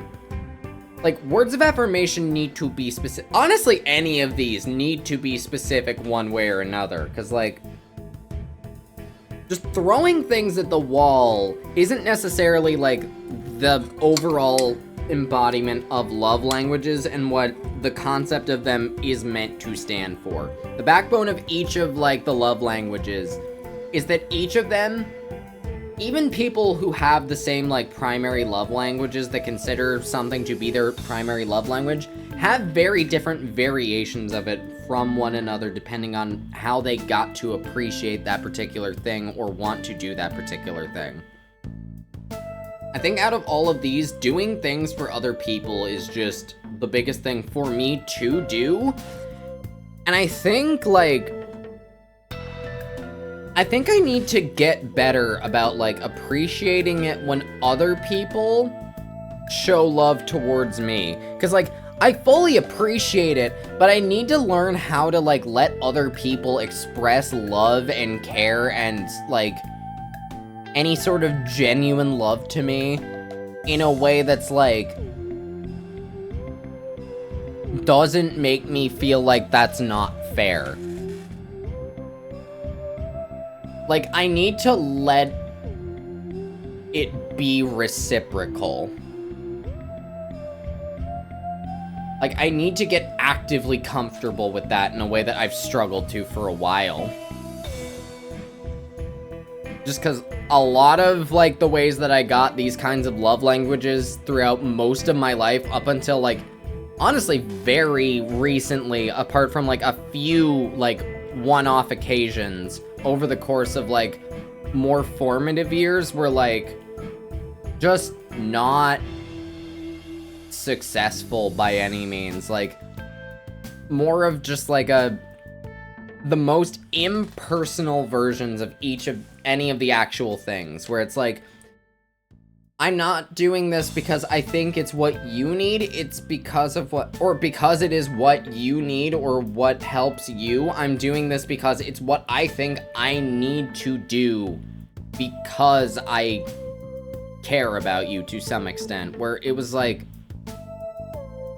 I'm just gonna throw things at the wall and assume that it works instead of just actively paying any sort of active attention or understanding anything about you and what you need.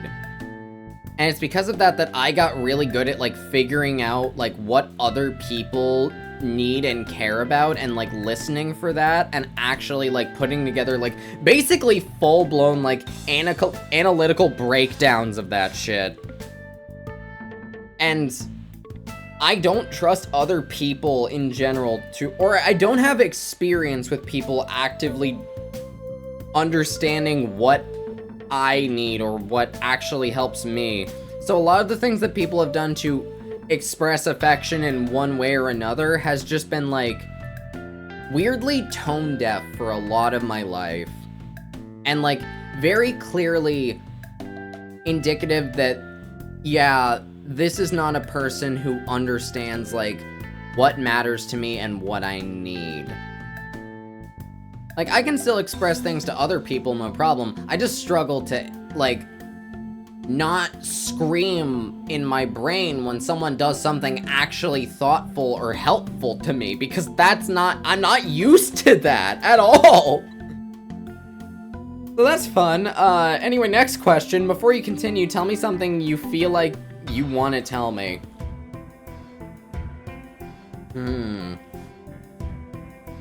Trees are just really big plants.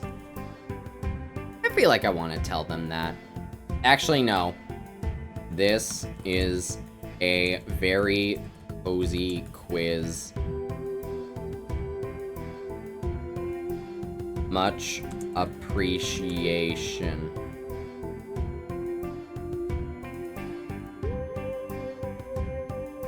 Choose a quote. Neck kisses, coffee dates, and midnight car rides. You think happiness is what makes you pretty, period. Happy people are beautiful. They become like a mirror, and they reflect that happiness. Honestly, kinda. Like, I know a lot of people who are not happy, but are still really pretty beyond, like, that lack of personal happiness, that you just want to have the chance to be happy. Because you want to see what they're like while they're actually thriving. You don't have a soul, you are a soul. You have a body. That's a vibe, not gonna lie. I'm not particularly spiritual, but, like, I do kind of vibe with, like, the general concept of a soul and what that does. Like, it's like the Night Vale quote. We are all immortal spirits, puppeting shells of meat. There's something really stupid and pretty about it. The goal isn't to live forever, the goal is to create something that will. Okay, yeah, fair, yeah. I don't want to fucking live forever, that sounds horrible, but I want the things that I do to make other people's lives better. And, I don't know, let people feel something and enjoy themselves. Art should comfort the disturbed and disturb the comfortable. Oh, God. On one hand, I squint upon Banksy's name, but also, the quote's not wrong.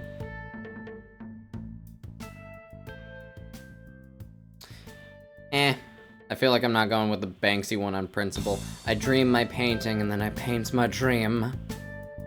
Nah. Children see magic because they look for it. Ooh! Honestly, vibe. Like, a lot of A lot of the joy that I've gotten in my adult life has come from actively looking for magic that I kind of forgot to look for, or how to look for, or was conditioned not to look for the longest time. I like finding magic in the stupid little things. I need that more than ever. God, I need that more than ever. I assure you that when this life ends and the dust settles, I will find you in the next. Neat. It's between the goal isn't to live forever, the goal is to create something that will, and children see magic because they look for it. I think at the point that I'm at right the fuck now, with the shit that is, weighing on me right the fuck now, create something that will. Choose! Romantic songs.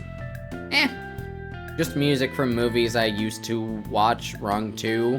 Pop music, a little bit of everything. Classical music and instrumental.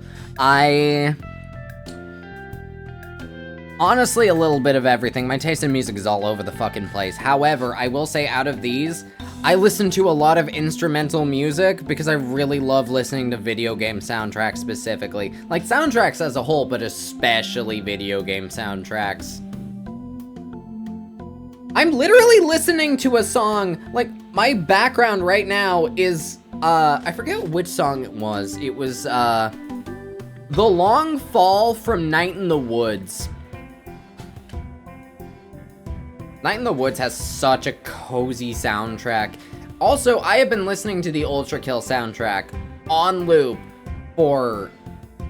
since I deep dived on Ultra Kill.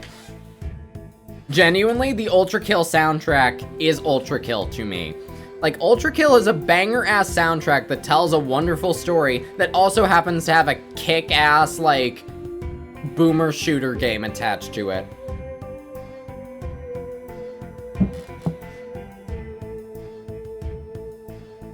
It's like an epic OST with video game mechanics. Choose something out of these. Reading and writing, drawing, wandering around. I do like wandering around.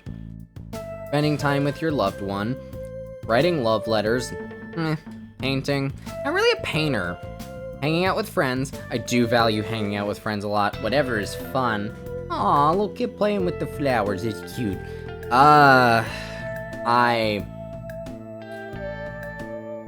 I really need to do more drawing, honestly. Like, I like doing it. I genuinely like drawing. I think I've just found that I like the rough...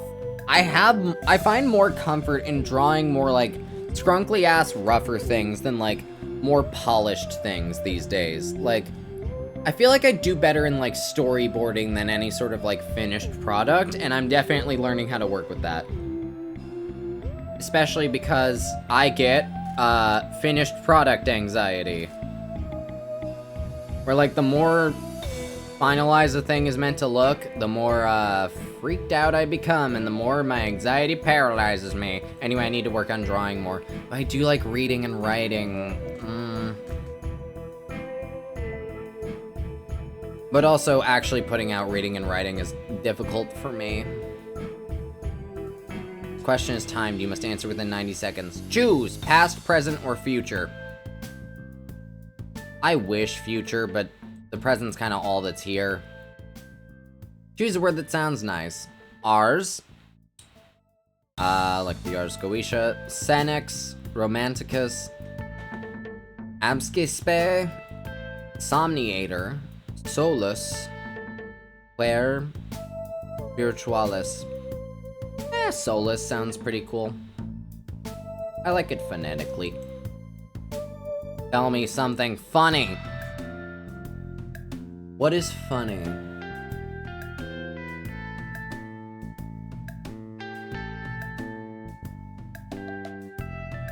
What is funny?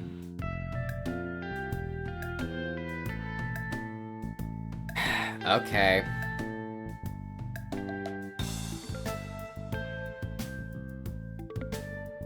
What is funny?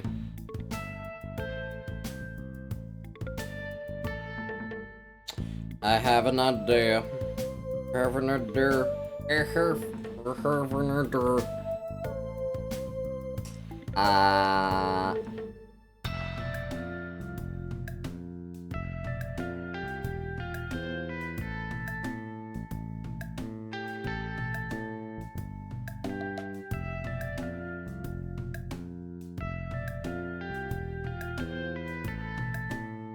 Okay.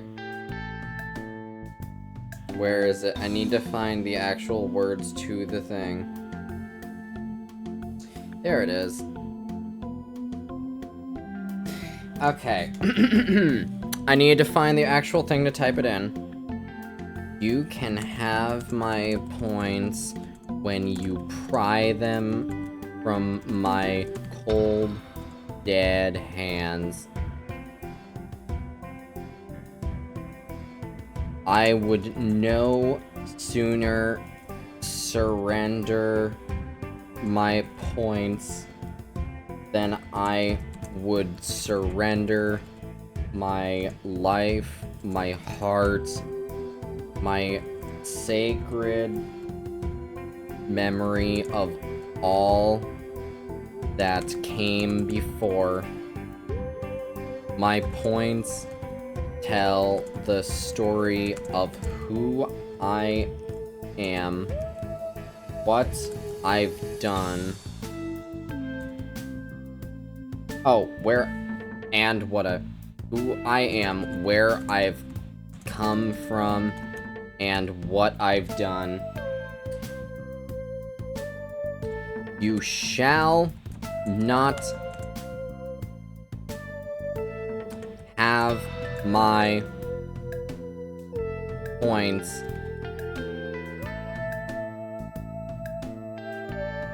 Negative infinity.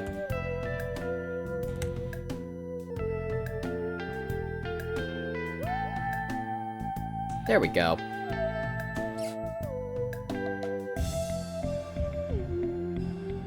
Lonely artist, a creative soul expressing deep emotions through their art, often grappling with probably isolation.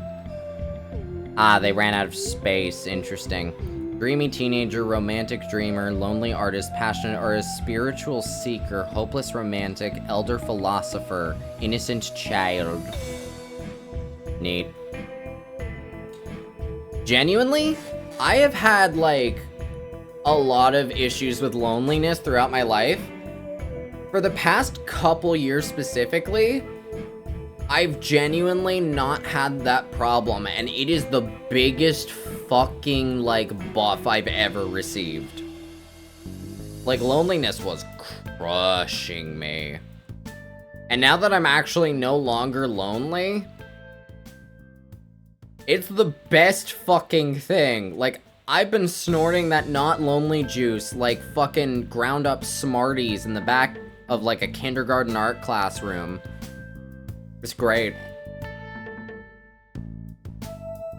Which Gravity Falls character are you? Except there's 35 options. Let's fucking go. Speaking of the old Gravity Falls hyperfixation from middle school, how would you rather spend your summer? Going on adventures and discovering new places, sleepovers every night with my friends? No. Going to a music festival or theme park, 2 words movie marathon, completely reinventing myself and finding love, building the ultimate sandwich. Ooh.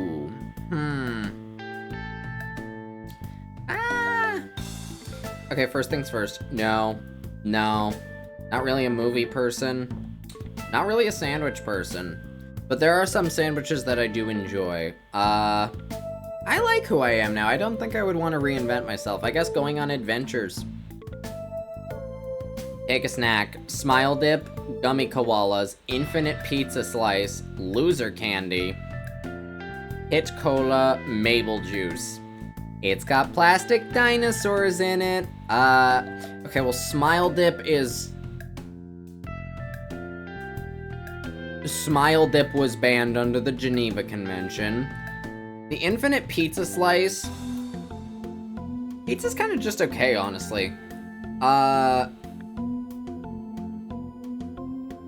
Why the fuck is candy corn in there? Listen, I'm a slut for candy corn. I gotta go with the candy corn. I could inhale that shit. I did a whole PowerPoint on it. It was a bad idea. I eat too much candy corn. Candy corn alone genuinely might tip me over the edge into, like, becoming pre-diabetic, and I don't want that to happen. That sounds like it would be very not fun. But it is my weakness. Coolest monster. Vampires, not my thing. Werewolves, pretty cool. Frankenstein, nah. Ghosts. Ghosts are pretty cool, honestly. Zombies, no. Zombies and Frankenstein, not my thing. I don't like things that are rotting. Vampires, I like bats, and honestly, a lot of just the animals they're associated with, and some of the powers seem cool, but like, nah, vampires themselves just aren't the vibe for me. Werewolves. Werewolves are pretty cool. I don't think I'd want to be a werewolf, but like, I like a lot of werewolf characters. For reasons. But honestly, I think ghosts are genuinely pretty cool. Like, ghosts are just kind of a vibe. I don't think I'd want to be fully, like, permanently incorporeal, but I'd like the option to be. I would want ghost powers. Life is a game, and I'm winning, I'm losing, I'm cheating, I'm making my own rules, I'm watching everyone else play, I'm playing with a team, I haven't read the rules. Honestly, I feel like I'm watching everyone else play, and I don't like that for me. I'm actively trying to get out of the bleachers and just, like, swan dive onto the thing. And, like, I don't know, do one thing successfully in the game. Like, maybe just, like, punch a ref or something? I don't fucking know. But not just any ref, like an asshole ref. I don't want to be watching everyone else play the entire time. I like watching everyone else play, but I want to be playing something. And here we are. Are you willing to make a deal? Jesus fucking Christ, no. Like, y'all think I'm gonna go for a Faustian bargain? I'm not a fucking idiot. No. I would never be a fucking warlock. Like, mechanically, I'd take levels in Warlock without that being, like, the actual thing, but, like, good choice, kid. Time to dispense your gift. This head that's always screaming. The head's prettier than I remember, but, like, always screaming is excessive. Deer teeth. A sweet facelift. A nifty statue of me that totally isn't a vessel I'm using to infiltrate your puny dimension. Don't want that.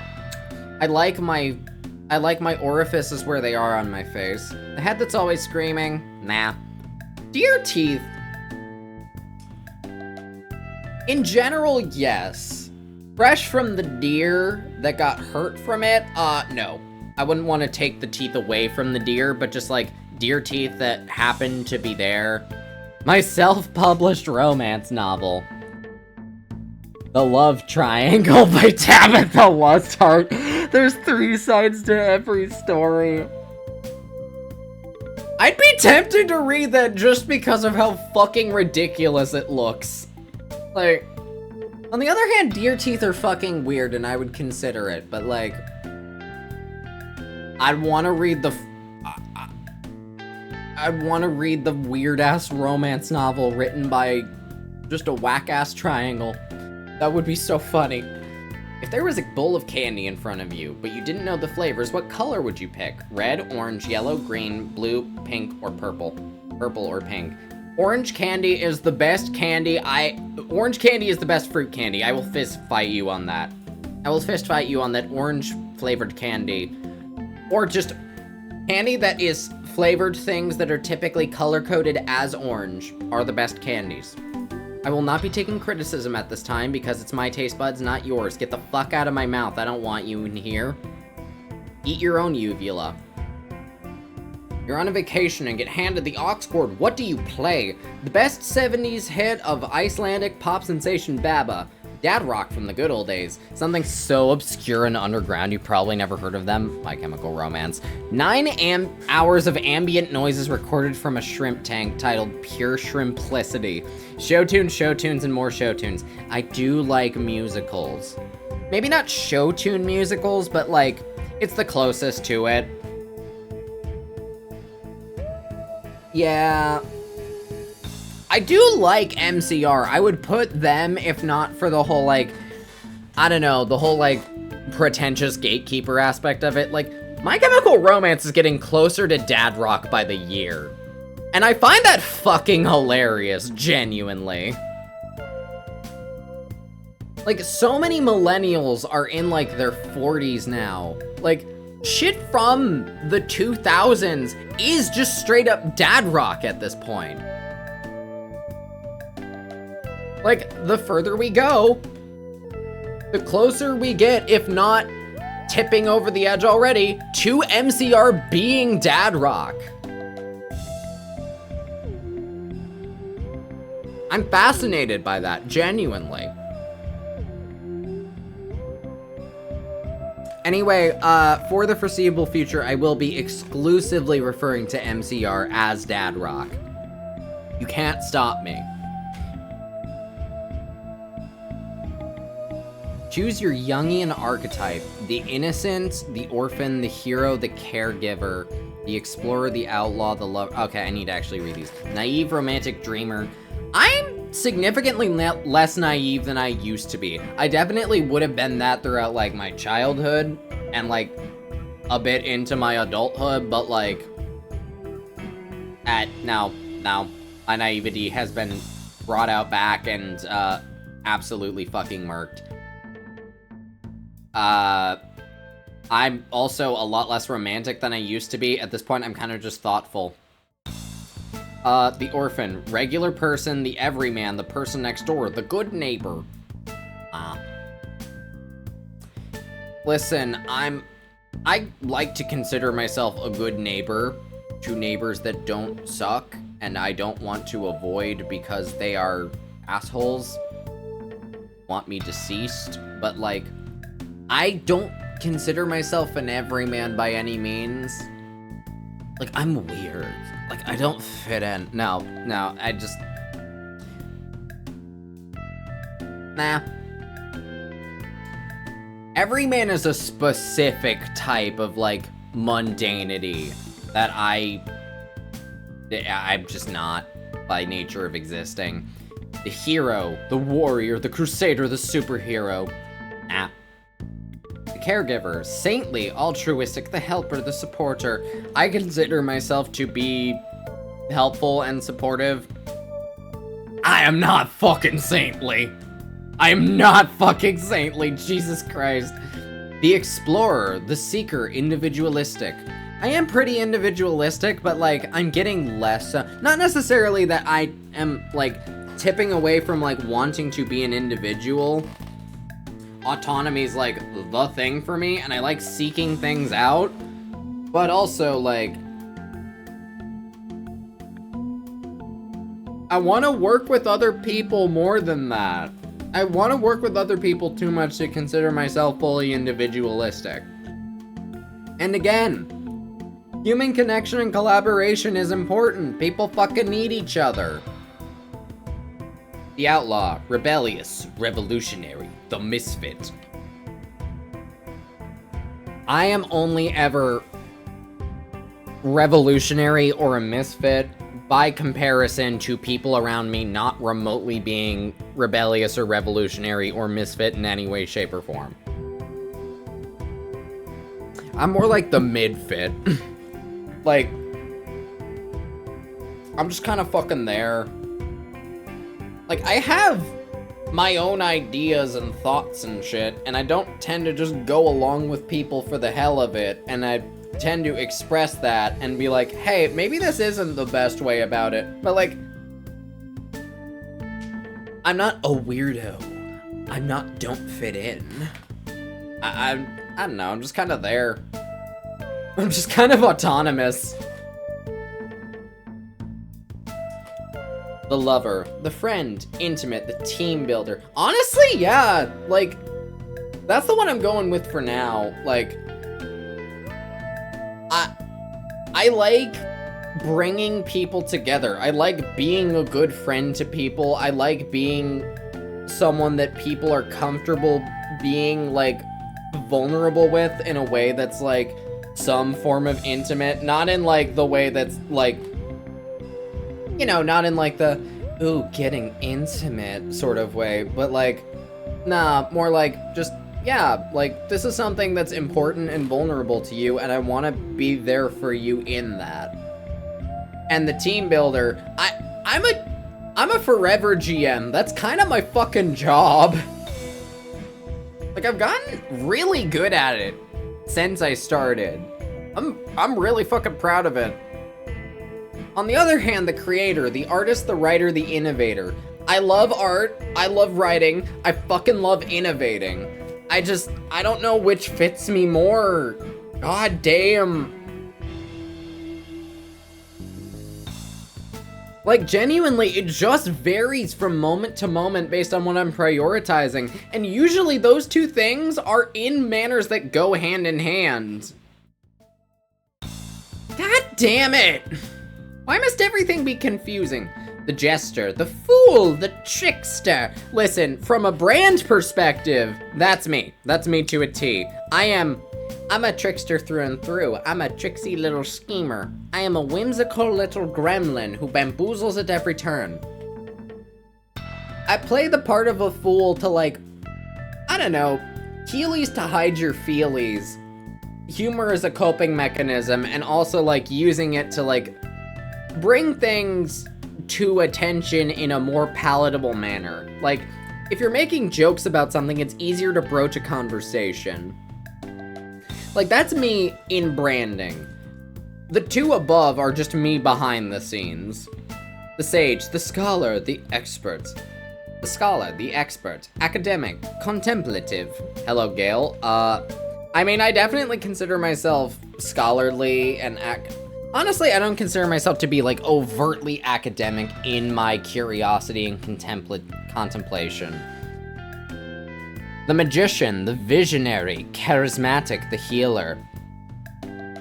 So, I've been able to help people, like, emotionally heal, like, a good amount of the time. I have a lot of vision. I struggle to put that vision into, like, tangible form, but I have a lot of vision and I'm determined to make something out of it. And I am genuinely pretty charismatic. Like, not always, but in general, I think charisma is definitely one of my higher stats, if not the highest. I don't know. I feel like the magician is specifically, like, more active and initiates, or, like, takes a lot more initiative than I tend to. I feel like, especially when it comes to the magician as, like, the symbolism as, like, a major tarot arcana, I'm, like, halfway between, like, uprighting the reversed magician. Because I definitely was, like, in terms of the magician reversed for a while in terms of its symbolism. The ruler, the boss, aristocrat, the role model. God fucking no. Absolutely fucking not. I wanna be the creator, and I do a lot of creating. I don't, like, put out enough finished products as of yet to fully consider that to be, like, the thing for me.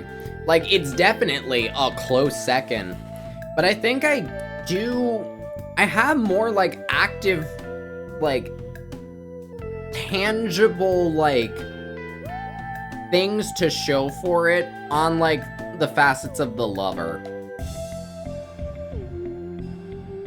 How's your sleep schedule? Fantastic! I'm shockingly well rested. Ugh, why is my throat... Ugh, that's not pleasant. It's alright, I could get more sleep though. Honestly, I'm going with fantastic, shockingly well rested for now, cause, like, I sleep the right amount most nights. It's not always in the time frames that people are supposed to, but even that I'm getting a lot better at. Like, so depends on the night, pretty bad, but I'm trying. You fool. You absolute buffoon. I haven't slept a full 8 hours since the day I was born. Honestly, I am shockingly well rested. What's your biggest fear? Nothing ever changing or nothing ever staying the same? Nothing ever changing. Cannot emphasize this enough. Change is a good thing. If everything stayed the fucking same, don't get me wrong, things will always suck even when they change. They'll just suck in a different way. But like, at least it's not the same shit over and over again with no progress being made or no things coming out of it. If things change, then that means that things, like, there's any sort of like effect of the things that are happening. If nothing ever changes, then that's not a good thing. Nothing, everything is stagnant. It's agonizing. When it comes to nothing ever staying the same, like,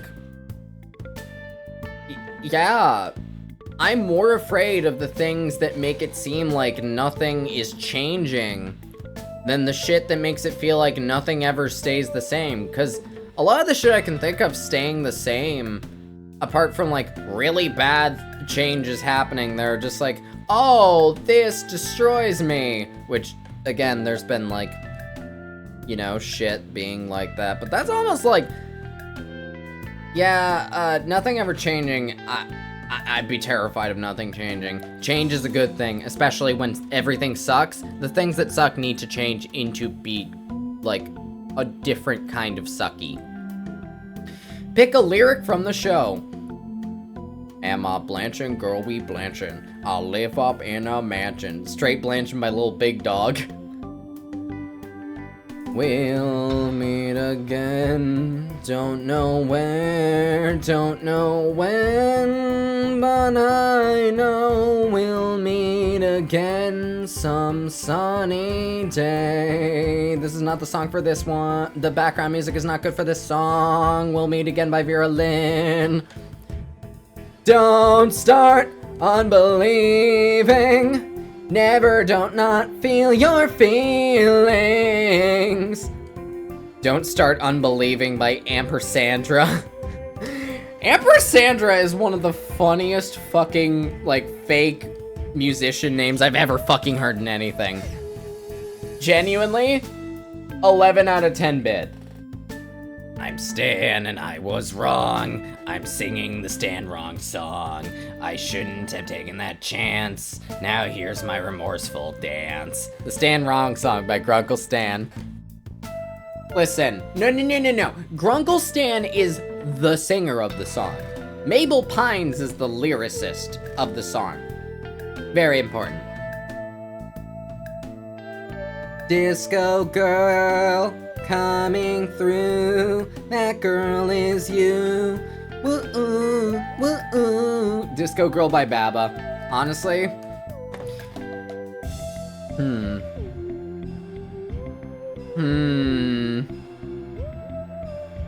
Don't Start Unbelieving is so damn funny. I love the Stan Wrong song. It's iconic as shit. However, Don't Start Unbelieving is just a vibe, and also, again, I will never not laugh at the Ampersandra bit. That's the funniest shit. Choose a place to come back to one day. Weird fucking woods with all the slanty trees, a fucking arcade, like, neon laser tag, a basic, like, 1950s diner, the beach, a corner store, library, and an arcade. Library. I love the library. Books are neat. I want to huff them like glue. Hope you enjoyed. Who's your favorite character? Wait. Okay, there must be 35 options for the characters, not the questions, I guess. Damn, I thought this was gonna take a month. Wait, what? Hold on. Hold the fuck a minute. Hold the fuck a minute. Hold the fuck a minute.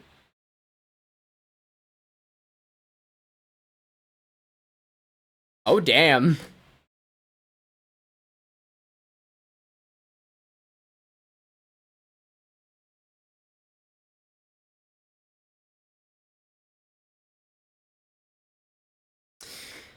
So my friend just sent me a Homestuck screenshot of a webcomic that ended in 2016. I think it was Homestuck, predicting current global worries. At least I think it's Homestuck. It looks like it's the Homestuck font. Anyway, I'm gonna real quick, hang on.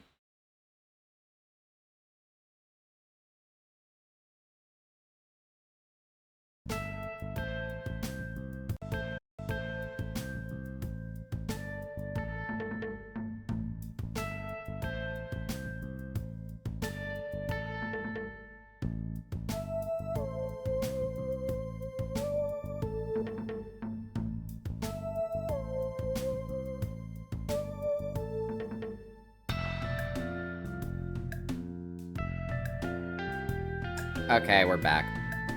We are Gucci. We are Guccius Maximus. Anyway, who's your favorite character? Who is my favorite character? I know Wendy was one of my favorites when I was a kid, just because she was fun. Who is my favorite character? Damn. That's genuinely a tough one.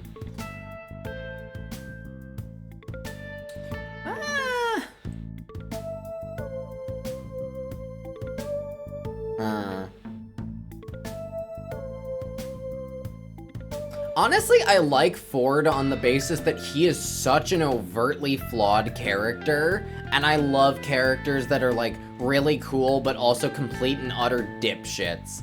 Like, I love high intelligence, zero wisdom characters. And Ford is the epitome of that. Ford's a great character. I wanna shake him in a terrarium. Any songbook, movie, video game Rex for me. If you haven't played... Since this is a Gravity Falls quiz, and that's clearly something they're interested. If you haven't played Night in the Woods, or watched someone play it, highly recommend. Have a great day, and remember, reality is an illusion, the universe is a hologram. Bye, gold, bye! Genuinely, like, anyone who likes Gravity Falls, Night in the Woods is a vibe. I'm literally listening to Night in the Woods music right now. What am I thinking? I really gotta play that game. I was gonna over the fall, but, like, at this point, I don't even know if I'm gonna make it till next fall. Not for, like, personal reasons, just, like... Sometimes you just get hit by a bus reasons. Anyway. Mermando! Really? I would not have guessed that. That is not what I would have... Number 1 is Wendy Corduroy. Number 2 is Lazy Susan, really? Number 4 is Abuelita? Number 4 is Agent Powers and Agent Trigger. Number 4 is Robbie Valentino. Number 5 is Robbie Valentino. Oh, wait, I guess 1, 2, 3, 4, 5, 6. 6 tied for 3rd place are Abuelita, Agent Powers and Agent Trigger, Robbie Valentino several times, Fiddleford Hadron McGucket, and Stanford Pines. Tied for 4th are the Time Baby, Dipper, Mabel, the Gnomes, Blendin Blandin, Candy Chew, Bill Cipher, and Melody. Who is Melody? Oh, Melody. Yeah, I remember. Oh, wait, shit. Oh, wait, yeah, this is actually ordered. Well, apparently I am in 1st, 2nd, 3rd, 4th, 5th, 6th, 7th, 8th, 9th, 10th, 11th, 12th, 13th, 14th, 15th, 16th, 17th, 18th, 19th, 20th, 21st, 22nd, 23rd, 24th, 25th, 26th, 27th, 28th, 29th out of 35. Least 0 people have Tad Strange and Tyler Cupiker. Really? Anyway, greatest weakness, lack of lungs, feeling like you don't fit in. Greatest strength, natural charm, wit, and sense of justice. Greatest fear, losing the ones you love. Yeah! Advice, go for what you want, even if it's hard, especially if it's hard, and also you probably have the most luscious hair. I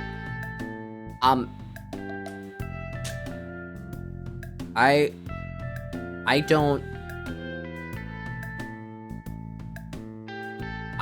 I got read like a fucking but literally I think the only thing that I wouldn't actively consider accurate about this is the fact that, like, I don't know, I'm not asthmatic or anything, and like what the fuck, I need to screenshot this. What the actual fuck?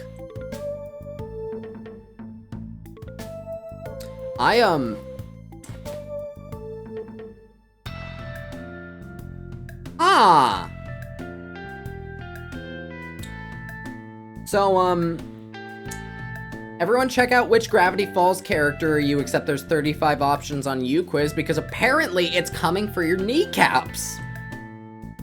That was probably the best one yet, genuinely. What the fuck? What type of cat are you? But the questions aren't what you'd expect. Oh, fuck yeah! This is like me if I were a quiz. First off, how you doing right now? Amazing. Good. I might. Not the best, but I'll be okay. Awful. I don't want to share. I'm honestly not sure. I might. What's your favorite season? Fall. Fall. Fall. Fall. Fall. Fall. I want to huff the leaves. Fall. Fall. Pick the nature image you feel most connected to. If you aren't sure, just pick your favorite. This is pretty. It's not my vibe. This is pretty. I'll probably find a better one. This is... I love the color brown. The, like, faded, like, pale brown. It's not my vibe. The picnic blanket with the plants on it. Nah. To a beach, no. Ooh, this one. This one is pretty. This one is more my color palette, and it is so pretty, and I like it. Like, this, as you can see from my little, profile picture PNG that I still need to update at some point to just be, like, the image without the background, is, like, there's a reason I went with this color palette. It's really cozy, and I like it. Warm, like, browns and oranges are some of my favoriteest characters. Like, deep, like, warm colors. Like, cozy, warm colors are the best fucking things. And I've somehow only fully grown to appreciate them in adulthood. Which, like, don't get me wrong. Yeah, I think brown is my favorite color, genuinely. Like, it used to be, like, lavender.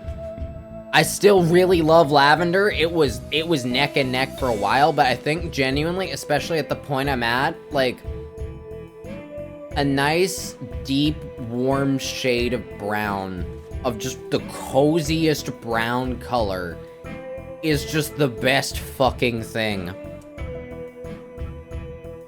It sparks the joy. It provides the serotonins. Pick a friend. Oh my god, friend! I got a friend! Oh my god, look at the little face. Looking up at you. You look so smug. This is, wait, what the fuck? This is like if a dog did the knife cat face, but like sweet instead of smug. Pitbull, a lot like yourself, but it's easier to see the good in them. You want to be there for them through all their darkest times, just like you know they'll be there through you. Oh my god. Oh my god. Wait, I want that one. Wait. Oh my god. Aw. Wait. Oh my god. Golden Retriever, they'll love you completely and fully. They'll always love you forever, no matter what. You shouldn't. If I fuck up, know your boundaries. Doberman, although stoic, you know they have a golden heart. Loves listening to what you have to say. Oh, look at his little face. I genuinely,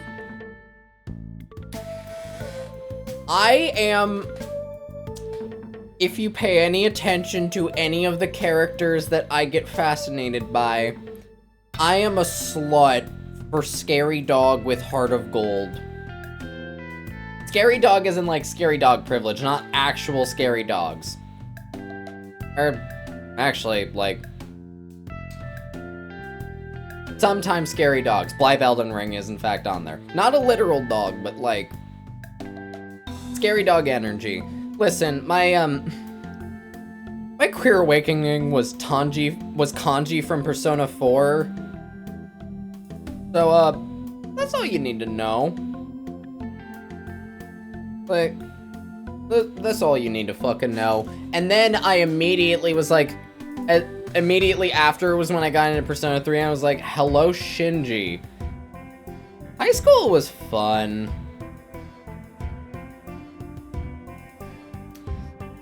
Anyway, no, who am I kidding? High school wasn't fun. Getting interested in certain things in high school was pretty fun. In hindsight, definitely not how I would go about approach. A lot of things that I went about in high school, I would approach very differently now for obvious fucking reasons, but like,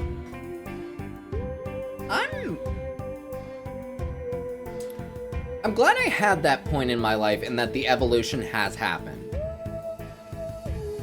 I love going point A to point B. Husky always has a lot to say. They don't mind if you don't speak much and you can sit and listen to their rants for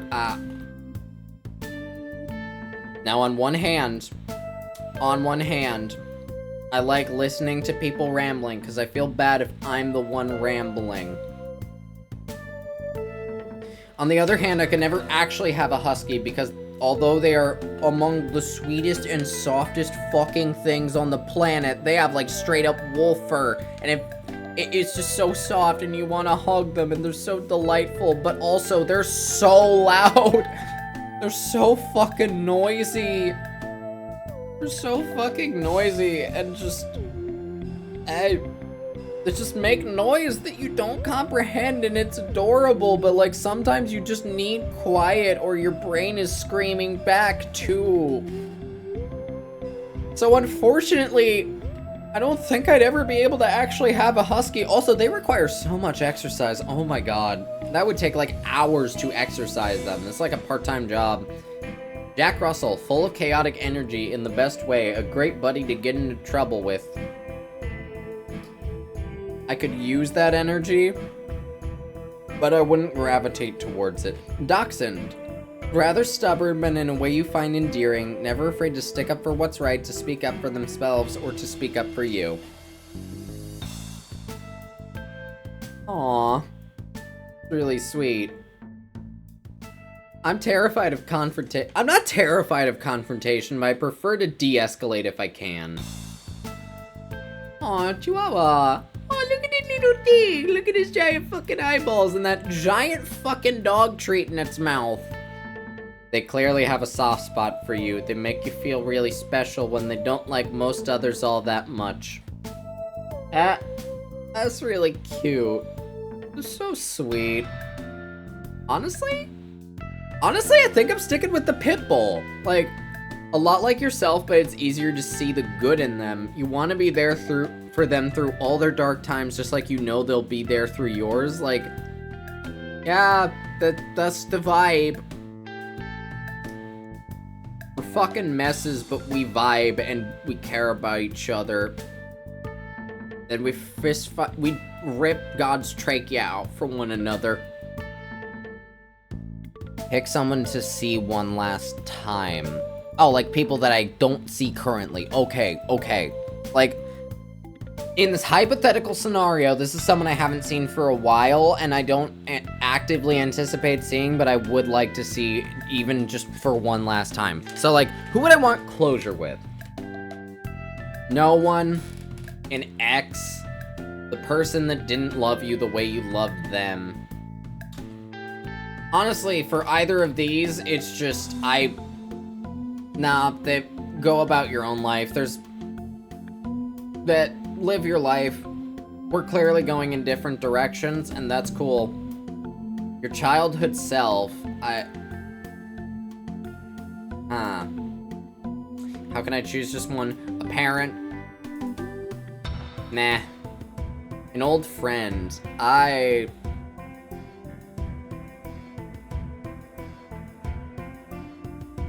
Honestly, I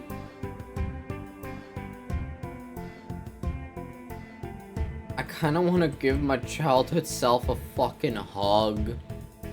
I want to get a hug from my childhood self. That'd be great. I wonder what itty bitty baby me would think of, like, I wonder what, like, elementary school me would think, like, seeing and speaking to me now, who is a wildly different person. I mean, the same person at the core, but, like, a very, like, heavily refined version of that person. That would be interesting to think about. Pick your favorite dress. You don't have to wear it if you don't want to. This one's pretty. I like the color palette, but also, I don't know, there's something about, like, the way the sleeves and the upper, like, neck thingy are cut that just don't really fit my vibe, that I just don't think would be the best for me. This one's really pretty. I like the design. I'm considering this one, but, like, yeah, I'm considering it. This one's like a fucking wedding cake Lolita dress. It's pretty, it's not for me. Ooh, fancy. Oh, this one's very, very, I like the cut of this one. It's very cool. I'm not really one for, like, lace accessories, that said. This one's not my vibe. It is adorable. Ooh, this one. I love this. This just looks so witchy. I love it. Like, I am an absolute slut for, like, gowns. I fucking love gowns. And I just love witchy vibes. To hell and back. I love them so much. Like, this one's cool. This one is pretty. This one is very pretty. And I do like things that, like, sort of show off my cleavage, if you could call it that, but, like, the witchy vibes are just, I gotta go with the witchy vibes. Why would you not go for the witchy vibes? They're so fun and pretty. Also, witchy vibes are the epitome of kicking everyone who wants you dead in the face. And this one's just a straight up wedding dress. Like, it's way too big, it's way too awkward, I don't like wearing white. Yeah, witchy dress. Pick your favorite flower out of these options. Carnation, snapdragon, daisy, dandelion, lily of the valley, sunflower, and rose. You know what this means, chat. You know what this fucking means. Because they're all fucking pretty. It's time to look up flower symbolism. Let's fucking go.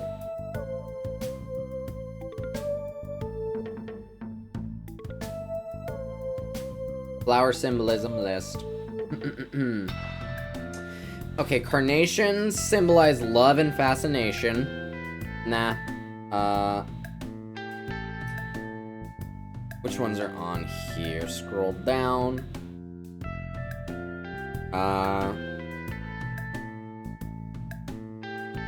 What do snapdragons symbolize? Okay, first of all, carnations are out. Daisies symbolize innocence, purity, and new beginnings. Absolutely not.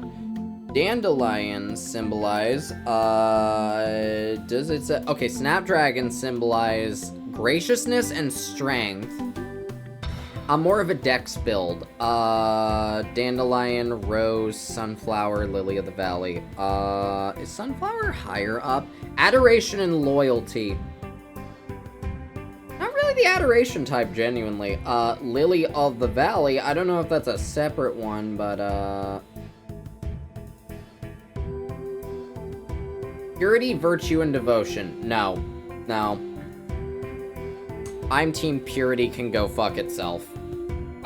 Sunflower, adoration, and loyalty. Okay. I need to look up dandelion symbolism separately, because I don't think it's in here. Roses are,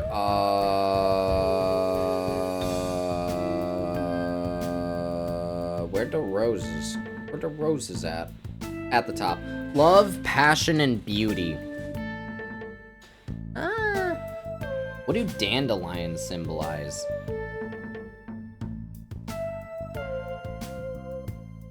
Dandelion symbolism. Hope, healing, and resilience. Honestly, dandelion. Like, out of all of them, that one actually kind of clicks.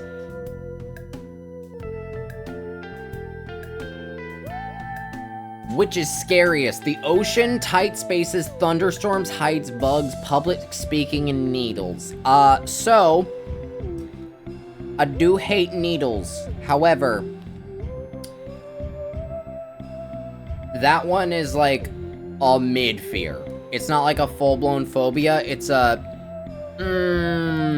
hate this, but I'll do it. Public speaking, I can actually speak in public pretty fucking well. Like, I mean, this isn't really public, but, like, it's a public stream. Like, nah, I've genuinely had no problem with public speaking. I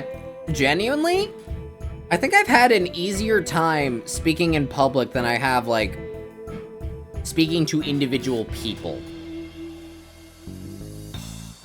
Like, that's just a thing that's happened throughout my entire life. Bugs. Bugs I'm not afraid of, but, like, okay, there are some bugs I am afraid of. Earwigs are horrifying, but, like, in general, I'm not afraid of bugs. I just am immensely averse to them crawling on me and the sensation of their itty-bitty bug legs just like up my skin. Hate that. Heights? I mean, if I fall, I die, and I don't like that, but I'm more afraid of, like, being suspended from the heights than the heights themselves. I don't like being at heights while precarious. Thunderstorms. Thunderstorms in general are not very scary. Like, if it gets, like, to dangerous, like, borderline tornado conditions, then yeah, obviously that's not ideal. But, like, the storms themselves, I don't usually have a problem with. They're really just more annoying than anything, because that's, like, a lot of sensory information of, like, flashing lights, which can be, like, blocked out with curtains, but, like, then the loud, like, booming noises that, like, thunderstorms always seem to strike while it's nighttime, when I'm trying to sleep, and when there's a loud, like, kabang that sounds like someone's, like, kicking a bass drum down a flight of stairs that keeps, like, buffering mid-tumble. That gets annoying. Like, am I terrified of being outside in thunderstorms? Yeah, absolutely, but the storms themselves are not scary. It's the specific circumstances surrounding them. Where, like, also, I hate Zeus too much to be, like, actively afraid of thunderstorms. It really just fills me with rage and pettiness. I will not be any more petty towards anyone than I am petty towards Zeus specifically. I'd say fuck that guy, but that's what he wants. Anyway, tight spaces. It's not the tight spaces themselves that scare me, it's the lack of mobility itself. I don't like being restrained or, like, lacking mobility. The space itself is not scary, because, like, if it's just a tight space, that in several occasions can be worked with. However, I don't like getting stuck in places where I cannot move or escape. I don't like not being able to move. I hate that shit. I hate it so damn much. It makes me sad. Trending now. Are your parents toxic? Probably. I'ma say the ocean. Like, I think I have borderline, if not straight up, thalassophobia. I will not go in that shit. I will not set foot in that deep, dark, murderous fucko filled with the armies of just things that will saw through my legs with their itty-bitty baby teeth that will slowly poison me and strangle me and drag me into the depths that will fill my lungs with water like a fucking balloon of pain and suffering and sea water. I hate it. I don't want to go. I don't like going places that it's the same with what I don't like about tight spaces, but infinitely worse. I don't like having my mobility restricted. And I can't maneuver in the fucking ocean. You can't maneuver in the ocean. You can't maneuver in bodies of water because your body is not meant to maneuver in them. Things that live there that are meant to maneuver in it, you're not getting away from that shit, and getting away from shit is the survival technique for me. That's the fucking strat that keeps me alive. I ain't going without that. That will kill me. Also, I'm not fucking around in places where I can't breathe. Drowning fucking sucks. Going into space and having all of the air vacuumed from your fucking lungs fucking sucks. I'm not going somewhere I can't fucking breathe. That's stupid. I'm not going somewhere that A, I don't have mobility, and B, I can't fucking breathe. That's horrifying. Like, any sort of, like, ocean or space, like, station or setting, like, horror setting? Big fucking no. Absolutely not. Like, if the outright conditions in a place without, like, specific protection that can fail will straight up kill me, I'm not going there! I'm not going to Antarctica, I'm not going to space, I'm not going to the ocean, because I will straight up perish. If I wind up in a horror movie, if I'm confined in an itty-bitty space with like some fucking chestburster shit, it's fucking Jover. Getting away is most of what I have going for me. I have high dex and dumped constitution.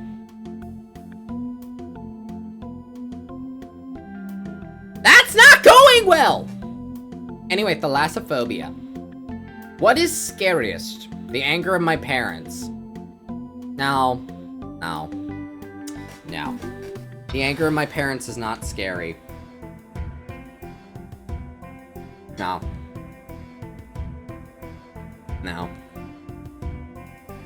I'm glad I'm at a point where my parents' opinions and emotions that are meant to, like, or at least likely to mess with the average person, that their parents have that attitude towards them, do not affect me. I'm very proud of that. Like, yeah. Like, oh, you're mad at me? You don't approve of what I'm doing? Like, mind your business. Being judged by those around me. Here's the thing. I'm not afraid of being judged. Like, again, big critique head over here. Caveat. I'm not afraid of being judged by those around me. I am afraid of the consequences of those people's judgment. I'm afraid of what that judgment precurses. The judgment itself is not a problem. People will judge everything. People have opinions on everything. That's fine. That's normal. The problem is when that judgment is a precursor to a potentially, like, harmful action. Because in many cases, especially with the things that people judge me for, that can, and in several cases will be a precursor to some sort of peril. Where in that case, it's less about judgment and more about just...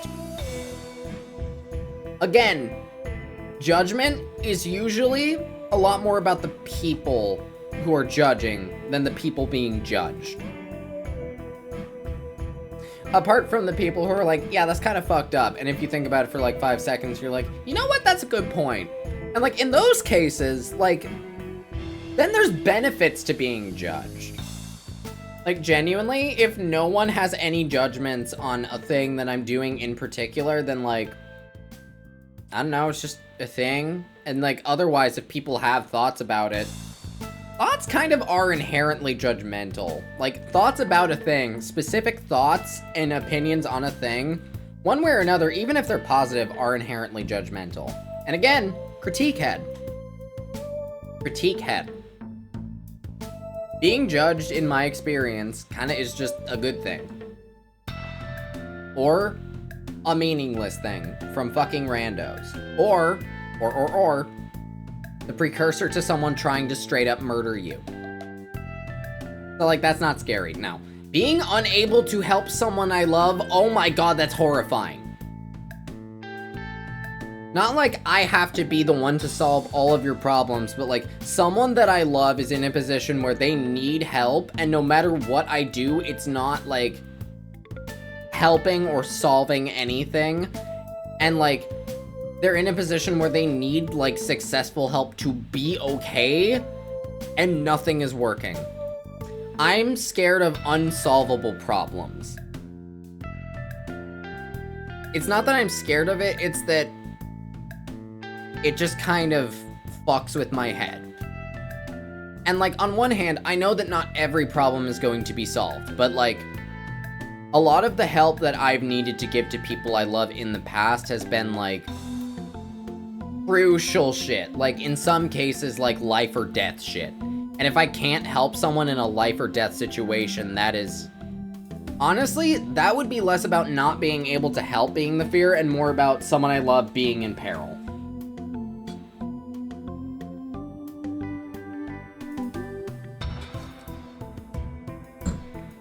Being unable to stop myself from changing? Jesus fucking Christ, no, I want to change. I like changing. I will always be changing. I stay changing from the day I am born to the day I die. And when I die, that's still changing, because I'm just changing into a fucking corpse. Changing is great. I will always be changing, and that's a fucking good thing. Like, fucking change core that shit. It's delightful. Abandonment. That would be sad. Being, like, actually genuinely abandoned would be sad, but I think, like... I think I'd be able to compartmentalize it well enough. Because, like, if someone abandons you, then there's, like, some sort of reason behind it. I would want to know what that reason is just for, like, the satisfaction of, like, understanding what happened and how to go about, like, those kinds of circumstances and recognize them in the future. However, the abandonment itself, I think I would rationalize too much to, like, fear it. Failing those I love.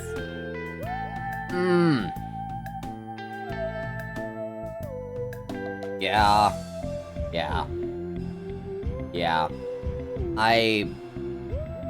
Oh, wait. Okay, first of all, failing those I love. I got that... I'm on that gifted kid burnout syndrome. I am on that gifted kid burnout syndrome. 110%. I hold myself to a higher standard than I should when it comes to the expectations that I set for how to be among those that I truly love and that truly love me. And usually, the expectations around that are just like, do what you can / the bare minimum. So if I feel that I am failing those I love, then I am failing to meet the bare minimum, and that is terrifying. On the other hand, oh god, not being able to change is... oh no! Oh, this is tough. This got fucking tough. I want to change.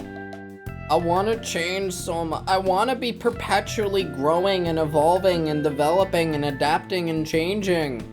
If I just fucking stopped, it's because I'm dead. The only way you're not able to change is if you're fucking dead. And I don't want to die. Yeah. I mean, I don't want to live forever, but, like, I don't want to die out of fucking nowhere. Especially not at the point in my life I'm at now, like, at all. I wanna get pilfy. I wanna live long enough to get fucking pilfy. Like, but like in general, I think failing those I love, because just the standard for failing that is like either life or death, or just the bare minimum. And not being able to meet just the bare minimum is terrifying to me, because there are so many people out there who, like, actively fail to meet the bare minimum, or, like, refuse to meet the bare minimum, and those are always absolutely fucking horrifying. I don't want to be that. I'm so terrified to be that. Anyway, are you kind? Not usually, honestly. I consider myself pretty kind, genuinely. Only to those I know I can trust. I think I'm pretty kind to strangers, honestly. I'm not sure, but I know I want to be. Yes, even if they've hurt me, only to people that have never been bad to me or anyone I know.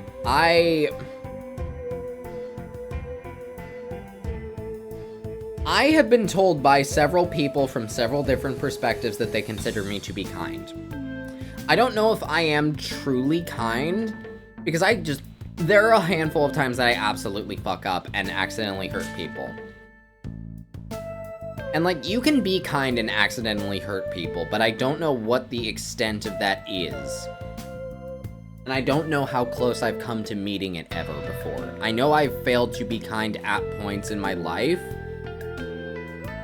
more out of just, like, obliviousness or naivete than, like, actual malice. All I know is that I want to be kind. Out of these, pick one wish to come true. To find a soulmate. Soulmates aren't really my thing. To reunite with them. Nah. I'm kind of a what's done is done person. Like, people move on. People grow in different directions. I'd be interested to meet people that I haven't known in a while to sort of, like, get a vibe check on what directions we've gone in after the fact, and if we'd still vibe with each other.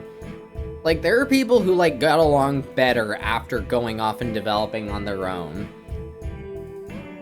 But, like, I don't think, like, actively reuniting with anyone is, like, a goal of mine. I don't think I'd, like, try to do that. Unadulterated happiness, I mean, I want to be happy, but, like, unadulterated happiness sounds excessive. Like, pure happiness with nothing else sounds like, nah, that waters down the happiness. Like, you gotta have a balance, not like everything is like, no, you got to suffer to appreciate things.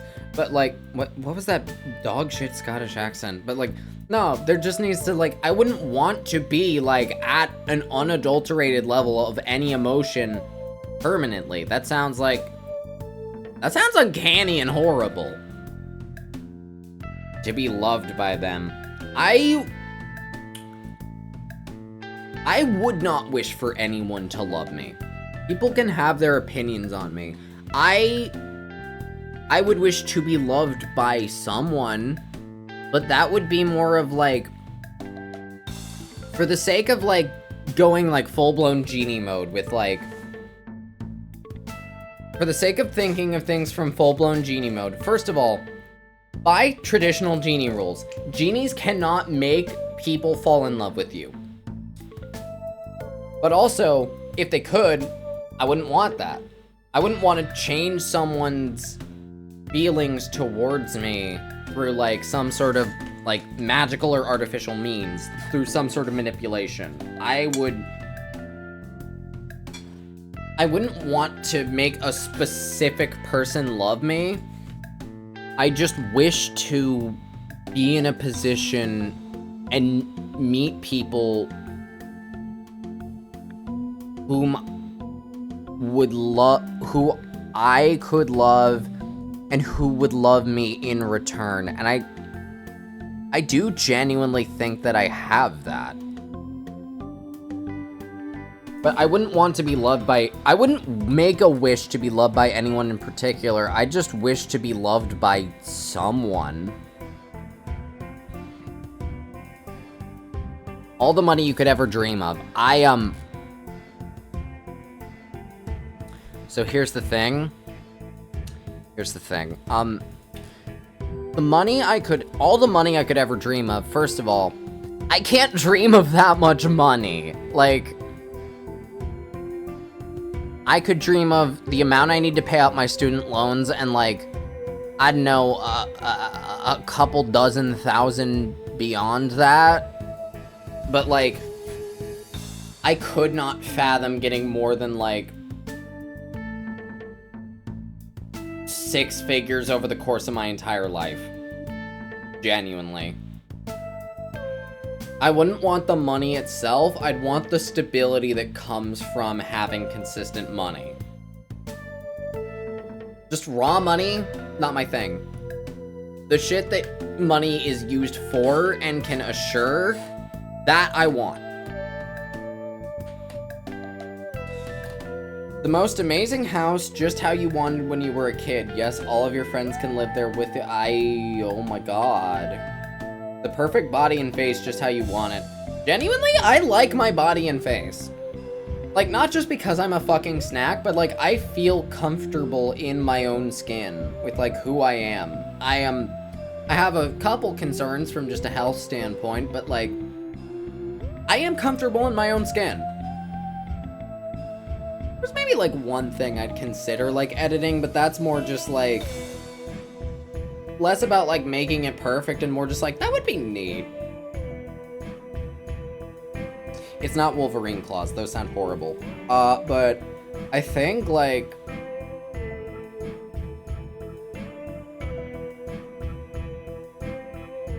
the thing is that the house one, I want a fucking house.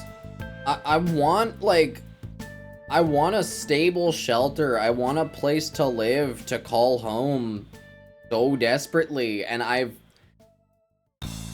haven't considered that a possibility since, like, middle school. I've never even considered that possibility. But, like, I would be so damn happy if I had, like, a house that I could afford that wouldn't, like, grind my bones into dust financially. Where I could just be like, yeah, I live somewhere. I have a home of my own for, like, myself and the people that I care about that is not, like, I don't feel like I'm leeching off someone else. This is just something that I have that I never genuinely thought I ever could. And if my friends could live there with me, that'd be great, because some of them I'd love to, like, get in a different living situation. Desperately. But also, just how I wanted when I was a kid is, like, the houses that I would have wanted as a kid. I don't think I thought about the specifics of houses when I was a kid, because I was a little itty-bitty baby who only knew, like, a couple fucking houses. But, like, the most amazing house, just how I wanted, like, when I actively started thinking about specifics of houses in, like, my adulthood, that'd be great. That'd be fucking great. It'd be haunted as shit. It'd be haunted as shit, and I'd be friends with the ghost. Parentheses S.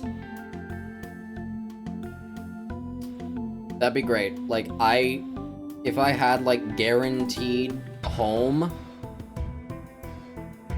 I would genuinely curl up on the ground and throw up and then drown in the throw up while I was curled up on the ground from just happy tears and joy and what the fuck is this? My brain cannot comprehend it. It's like seeing a biblically accurate angel, but it's just like a modest, like, funky little Victorian or like whimsical ass house with like a bunch of dumbass roommates that I would stab someone for. That's the dream, genuinely, to be able to actually have a genuine home.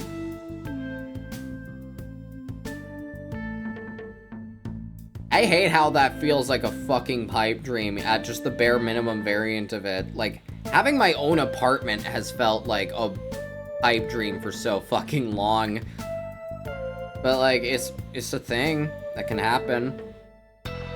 It's unlikely, but it's possible, and I'm gonna hang on to that. What is death to you? Ooh, something I fear. At this point in my life, yes. Something I crave. At a certain point in my life, almost definitely. But like, in general, no. Something that will happen eventually. I don't want it, but I don't fear it. Yeah, 100%. Like, death just happens, and it's kind of just something that's... I've been over this so many times. I don't want to live forever. Like, even living by, like, traditional fantasy setting, like, dwarven or elven timelines sounds fucking horrible. Like, the average human lifespan is kind of just an ideal to me. Like, living just the average human lifespan, that'd be pretty chill. That'd be great. I want to live, like, you know, a fulfilling life where I feel like I got and made as much out of it as I would deem acceptable. But, like, I would not want it to go on forever now. Lastly, choose a place to get some rest. You deserve it. In my childhood bedroom, just the way I remember it. Nah, my childhood bedrooms, especially to me now, were not the vibe. Under the stars in nature, listening to the sounds of the birds. I like stargazing, I like nature, I like listening to nature sounds, but like, I don't want to like hang out in the woods on my own. The woods are scary. You don't know what's out there. Things might kill you. In a cozy cabin in the woods away from everything you've ever known, in someone's arms, your choice. On one hand, a cozy cabin sounds delightful. I think I'd want it to be in, like, mountainous woods. Like, on one hand, mountain lions are fucking terrifying. There are a lot of things on the mountains that will just straight up kill you, like snakes and mountain lions and bears and shit, but, like, the actual place is delightful. I don't know, cabin vibes, specifically. I've only ever associated cabins with, like, horror movies and, like, shitty campgrounds. I wouldn't say, like, a cabin. On the other hand, it is cozy, so, like, the cozy versions of cabins are great, but, like, I think I associate cabins with horror movies too much to be chill with actual fucking cabins. I kinda just wanna get held by someone and be, like, it's okay. Is fucking here. You is fucking here. We is fucking here. Just curl up and vibe. Yeah. I want to curl up in Blythe Elden Ring's man titties. Anyway. Say anything you want if you'd like to. Thoughts on the quiz? Anything you'd like to get off your chest? Feel free to say anything. Truly, we won't be judged. Want to rant about something random? Want to tell me this quiz was stupid as hell? Literally, you can say anything.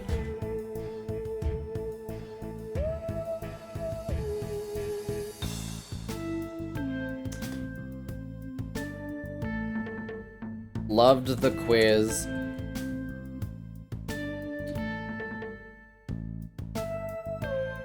Cozy as heck.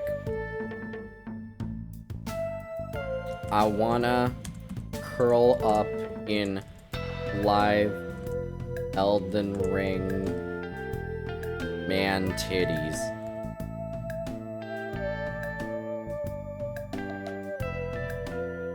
The end. Aww, little kitty, look at its eyes.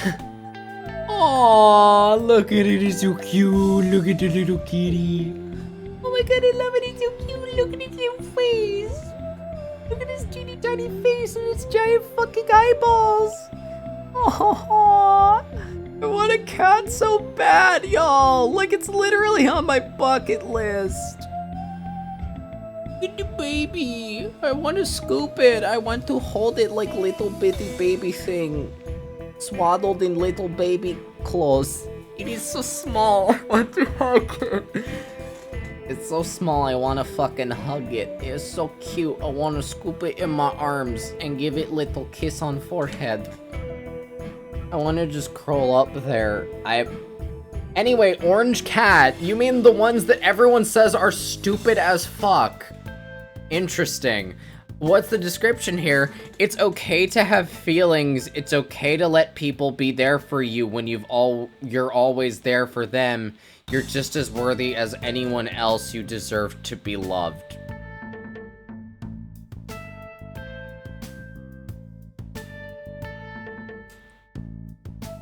Thanks, uQuiz! How'd we get got for our kneecaps 2 quizzes in a row? Le fucking Stein is this. Wonderful. Y'all keep coming for my knees. This is the shit I'm looking for on these things. Anyway, I'm just gonna... boop.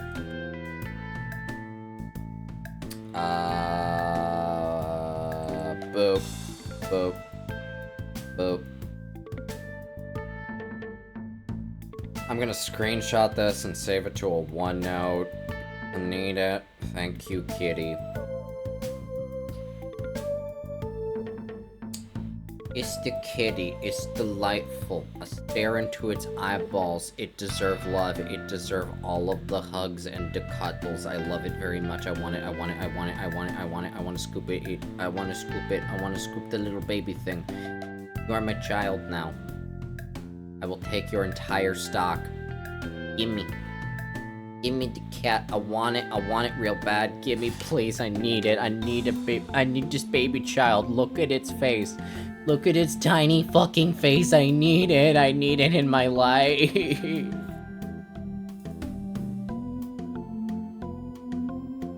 Anyway, how do you think I'll die? Maybe you'll fall out of a treehouse while playing dolls with the kid you're babysitting. Maybe you'll die of vape-induced popcorn lung. Let's find out! Pick a bad habit you have, staring at your reflection on the glass of every store you walk past. Okay, so... I do that, admittedly. However, it's more just like momentary glances that are as much about like just vibe checking how I look while I'm walking down the street because I think it looks cool to see someone in motion, which you don't normally get to see of yourself in reflections. And also, like, it's neat to see, like, people's walk cycles. If that makes any sense. Like, I know that's coming from, like, the art student in me, but, like, I like seeing people's walk cycles, and I get curious about my own. Also... Oh, bump the mic. I'm not just staring at my reflection. I'm also using the reflection to subtly survey the area to see if anyone is approaching me with possible hostile intent. I got issues. Biting your nails, chewing on your cuticles, and or pulling out hair absently. I'm a nail biter. I'm a fucking nail biter, and it's bad. I got another, like, owie on my fingy from the nail biting too deep. Doom scrolling on any social media app. Bonus points if it's TikTok or Twitter. I never got on either of those websites because I knew they'd fuck me up. Let's go. I am on Blue Sky, but I literally never migrated from Twitter because I was never on Twitter in the first place. That's not a flex, it's just I mean, it's kind of a flex, but like, I was never on there, and I'm better for it, I think, in my brain. It worked real bad. Being on your phone throughout literally all of school? Genuinely? Genuinely. Up until, like, college, when I mostly used it for, like, music and shit, and, like, checking things and using it as a task manager, I never had my phone in school. Like, for, like, I think it was maybe, like, 6 years pre-college that I had a phone while I was in school. But, like, I always had it in my locker. Just like locked up. I had it in storage. I never had my phone on me in school. Because like, A, we weren't allowed to have our phones on us in school. That didn't stop my classmates at all, but like, just didn't. I don't use my phone to get distracted unless I'm like doom scrolling on something. Like, I mostly just use it to like pass time momentarily, but like I'll flip through like 2 things really quickly and then just be like, okay, I'm done. Like, that's it. Genuinely, my phone doesn't distract me. Like, there were times when it did kind of sort of distract me for a bit when I started like doom scrolling during a specific period in my life when I was getting severely depressed. But in general, never really been a problem. Staying up super late almost every night. Yeah, had that problem for, all of college. And come to think, all of high school, I just never registered it. I never registered, like, sneaking my phone to bed to, like, binge shit on Netflix throughout, like, fucking... like, all of high school, now that I think about it. Like,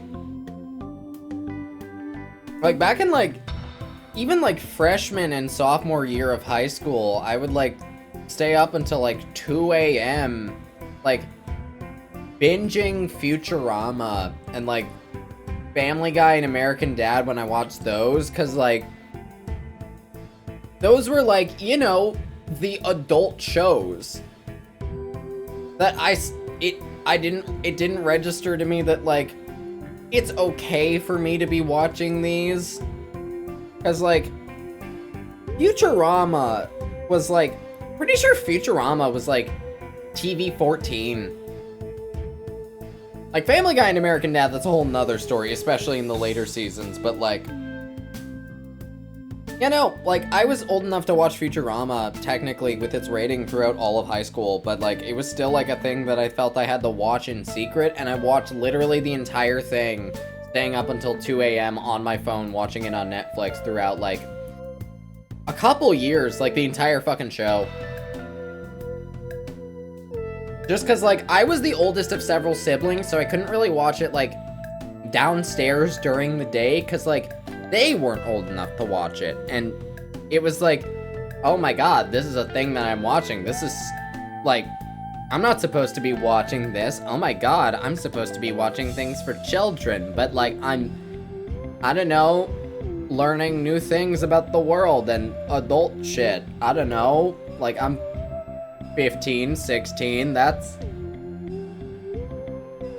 I'm not supposed to be learning things. I'm not supposed to know shit about what goes on outside of childhood. I am child, permanent child, who know nothing but child and can learn nothing but child. So anyway, that was interesting. Genuinely, I think Futurama, out of, like, the Simpsons-esque, like, adult cartoons, is the nostalgia adult cartoon for me. Like, I got fully, like, put off Family Guy and American Dad, but, like, Futurama genuinely has a degree of, like, cleverness and, like, nostalgia factor that I vibe with.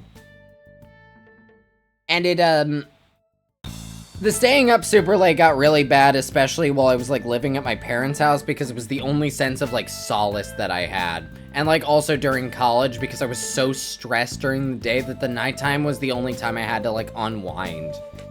And now that I actually have, like, a work-life balance and am out of environments that inherently caused stress and duress that I needed to escape from, that I needed everything to be quiet and just done to get any solace from, I genuinely don't have that problem anymore. Like, I've gone to bed before midnight of my own volition, like, a couple times in the past few months, one of which was, like, this Friday past. I think it was Friday. Yeah, that was when I was watching, like, the fucking edited Quite VOD of the Monster Road Trip thing, and I was like, I gotta conk out.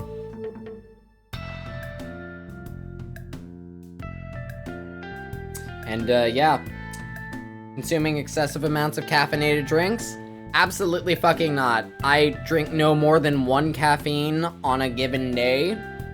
I despise strong stimulants, but also sometimes I need caffeine. I needed it for this because it gets me in the speaky mode. But I don't drink more than 1 at once. I've only ever done that my freshman year of college when I needed to pull consecutive all-nighters. I don't know if I've ever talked about my consecutive all-nighters on stream before, actually. That was horrible. So basically, the story of that was, back in, like, ye old freshman year of college, I was in a introductory class to my major.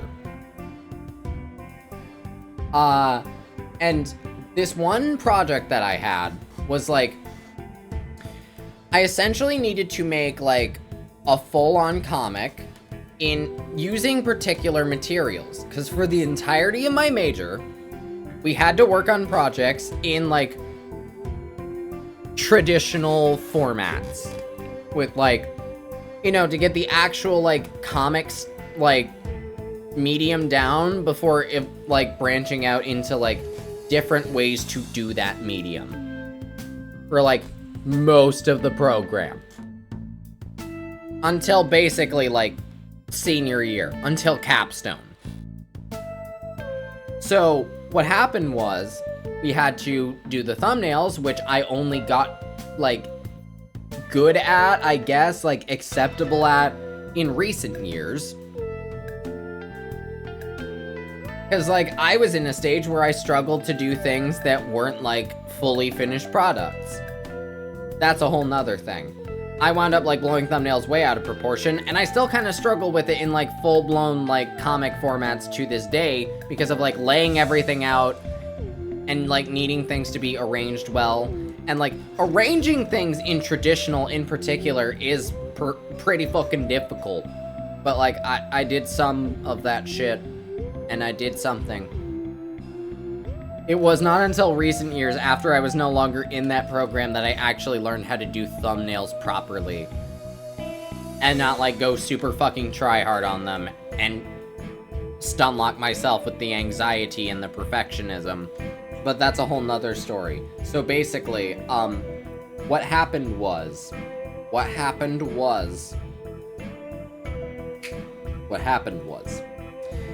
freshman year, I had to do a 1-page comic. We had to do, like, the thumbnails, then we had to do, like, the fucking blue pencil thing of it that, like, wouldn't show up on, like, scanners for, like, drawing the... No, the thumbnails were in blue pencil, then the actual, like, roughs were in pencil. And then the final version, we went over it in ink, specifically ink nibs, which are, if you don't know what nibs are in the context of, like, ink drawing, it's like these little fucking fountain pen things. It's like disposable, like, fountain pen tips with more, like, sort of, like, mechanical pencil quality holders. I despised working in ink. I despised working in ink itself because it was permanent and I had severe perfectionism issues. And I hated working in nibs specifically because I fucked up with them real bad, real easy. They spill ink everywhere if you tip it at wrong angle and they scratch up the paper. And it stun locked me. It made my brain scream. And with all of that, this was probably a sign that I needed to do things differently that I didn't actually start doing differently for, until I was no longer at that school, where essentially I would, for that project, I had to make a one-page comic based off, like, I think a set script just to get, like, the formatting thing down. That was the purpose of it. So ultimately, when the deadline came, I had to pull an all-nighter to get it done. I used, like, caffeine to, like, work through it. It was horrible. I had, at that point, pulled all-nighters for shit before. I don't think I ever pulled all-nighters in high school, but I pulled so many in college. And effectively, getting from point A to point B, when I pulled that all-nighter, I did not finish the project. And my class was at, like, I think 7 in the morning.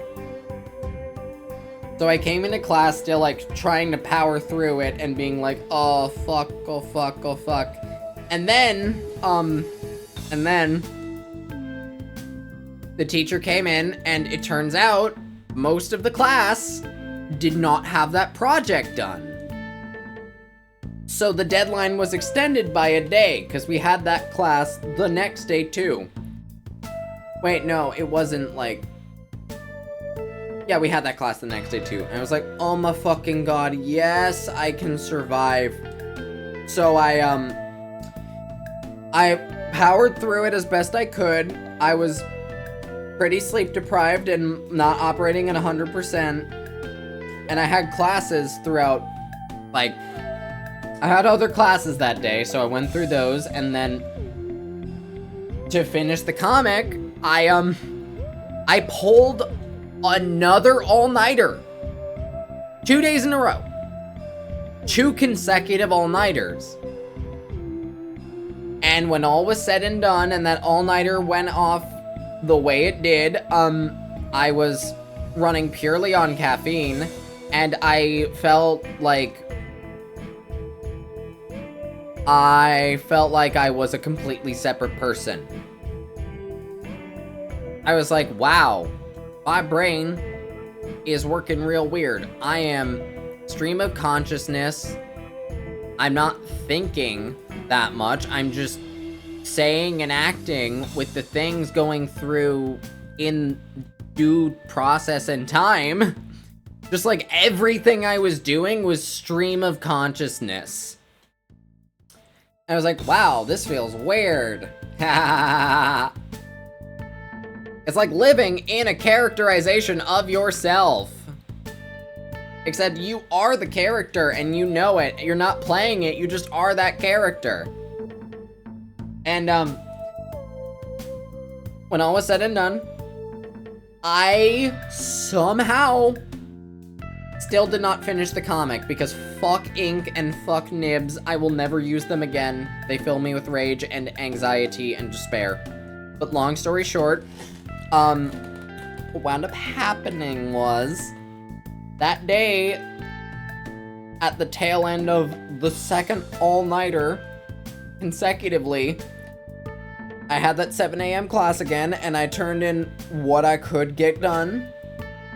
And then I had 2 more classes throughout the day. One of them was in, like, the middle of the day, from, I think, like, noonish to 3-ish. And then my last class, went until, like, 11 p.m. So, from point A to point B, when I first woke up, before the all-nighters began, I had a 7 a.m. class that day. So, I woke up at like 6:30, 6:40 something on a Monday. And And then I pulled 2 consecutive all-nighters, so that's 48 hours, and then went from that 48-hour point at like 6:45 a.m. to like 11-something p.m. and fully collapsed. That was a never again experience of my life. Hang on, I need to do the fucking math real quick.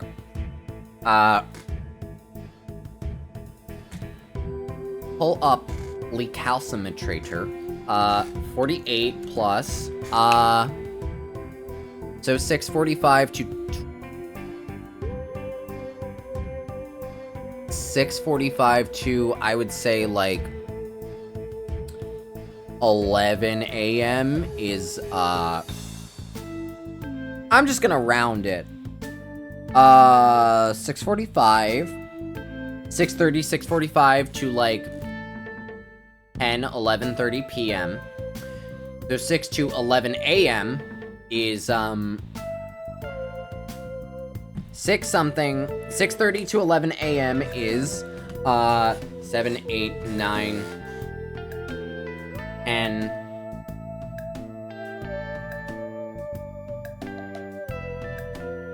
7, 8, 9, 10. Okay, 4.5. And then another 12 hours to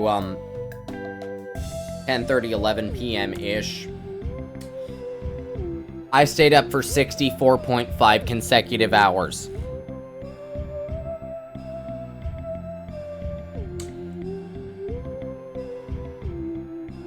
And that, chat, is a never again. That is the never again. That is the never again of all fucking time. God. That was fucking horrible. I will never do that shit again. Have I pulled all-nighters since then? Yes. I have not pulled all-nighters since since I did, like, a job application, like, half a year ago.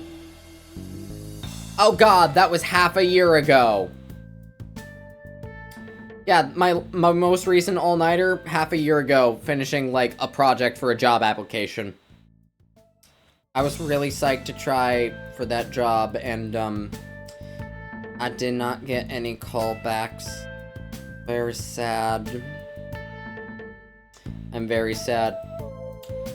I mean, the good news is, from the sound of it, like, the people who did get the job seem, like, interesting. I'm bummed, but I'm curious. That's a whole nother thing. But essentially, I don't stay up late out of anything other than absolute necessity, and I'm never pulling multiple all-nighters in a row.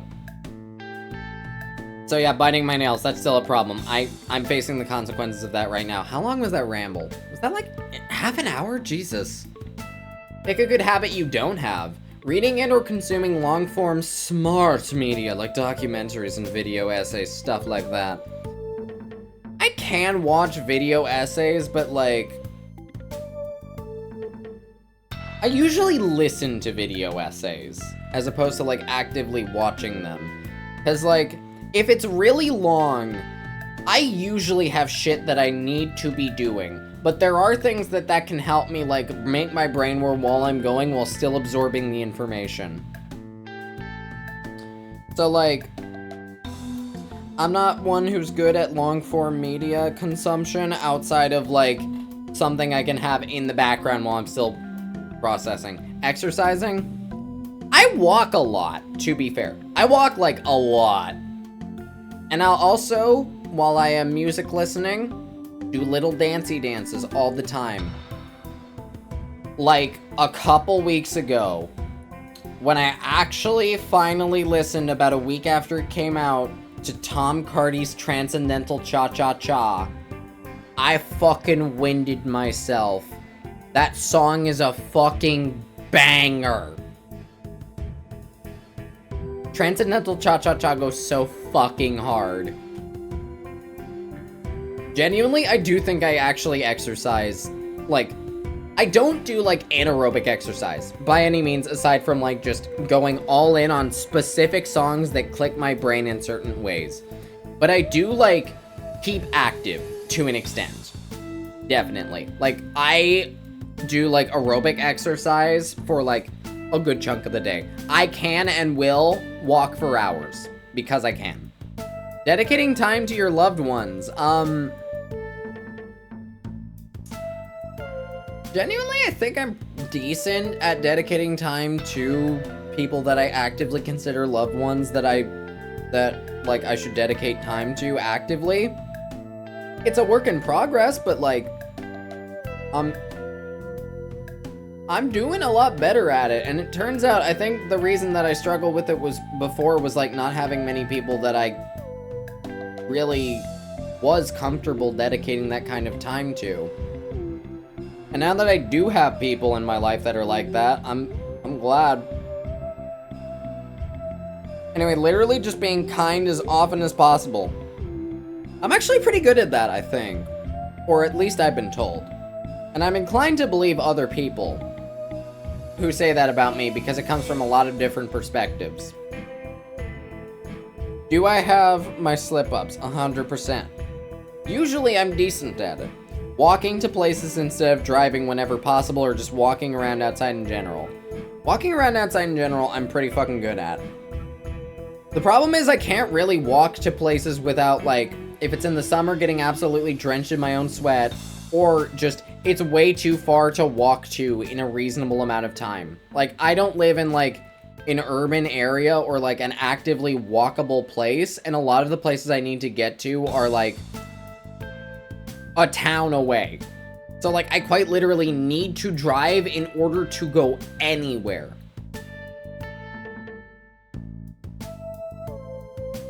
Which is what makes the periods of time in which I, don't have that ability due to siblings monopolizing vehicular opportunities wear on my mental health. And just productivity in general. But yeah, I did genuinely walk places when I was in walkable places where things I needed to get to were within walking distance. Partially because I had no choice, and partially because it was just a vibe. Moments of decompression, meditation, journaling, etc. I don't meditate a lot, but I do introspect a lot. I don't journal as much as I could, but, like, I'm really good at taking time to, like, collect my thoughts and just process shit. Like, my therapist is genuinely actively impressed by how much thought I put into, like, decompressing and thinking things through. And, like, coming to conclusions on my own and, like, guiding my own development. I'm really fucking proud of that, genuinely. But, like, I guess I think I need to dedicate time to particular loved ones that it's not as easy to dedicate time to. But who still, like, I need to dedicate more time to. By comparison. You're driving a car. What genre of music is playing right now? Don't piss me off with your niche subgenres. I listen to Icelandic egg fart country death metal. Just pick the closest one. Rap, but very loud and very energetic. Classical or instrumentals, pop, gut-wrenching, devastatingly sad, tear-inducing music, rock, emo, goth. I listen to a lot of, like, yeah, I listen to a lot of rock, emo shit. Metal in any form. I think I do more rock and emo than metal specifically, but there's a lot of metal in there too. R&B, I need to look into more R&B genuinely. Folk music, no. Country, no. Actually, come to think, I do mostly listen to instrumentals. I don't listen to a lot of classical music, but I do listen to a lot of music that, like, instrumental music in general draws from a lot of the same, like, music theory components as classical music. Like, Ultra Kill, you can pick up so much, like, inspirations of, like, music theory that's commonly used in classical music from it, but also, like, adapted and evolved into more, like, modern sound fonts.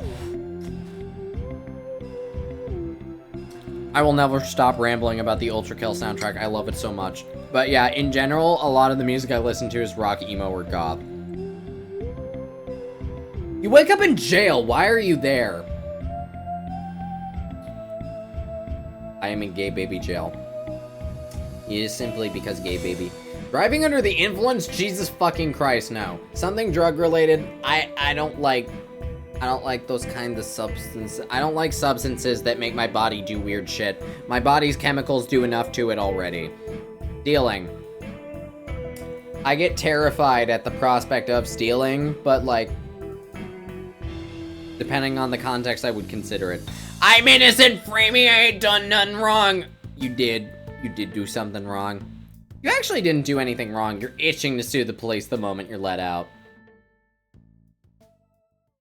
You have no idea, but it feels like you're exactly where you're supposed to be. Aggressive jaywalking, street fight, public urination, doxing someone online and getting caught, haha, loser. Okay, process of elimination. Driving under the influence, absolutely fucking not. Something drug related, I don't like substances that fuck with my body or my mind. Doxing someone online and getting caught, Jesus fucking Christ, no, I have my, no, just big fucking no, never. Public urination. No, why? Why would you, no. No. Street fight. I don't escalate shit. If I were arrested for being in a street fight, it would not be because I started it. I am not the one to start fights. I do not start fights. I would finish fights, is all I will say. Aggressive jaywalking. I'm terrified to jaywalk because I think I'll just get hit by a car if I do that. If I get hit by a car, it's over. I'm ragdolling through the air, just like full on like superhero movie, huck through a building. You have no idea, but it feels like you're exactly where you're supposed to be. It's either stealing or one of the I didn't do shit one way or another.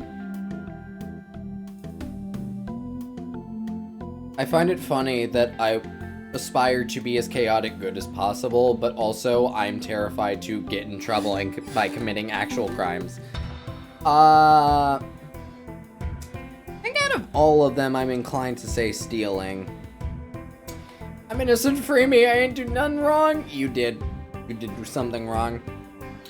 I feel like there are things that I would get arrested for that shouldn't or aren't actually technically wrong.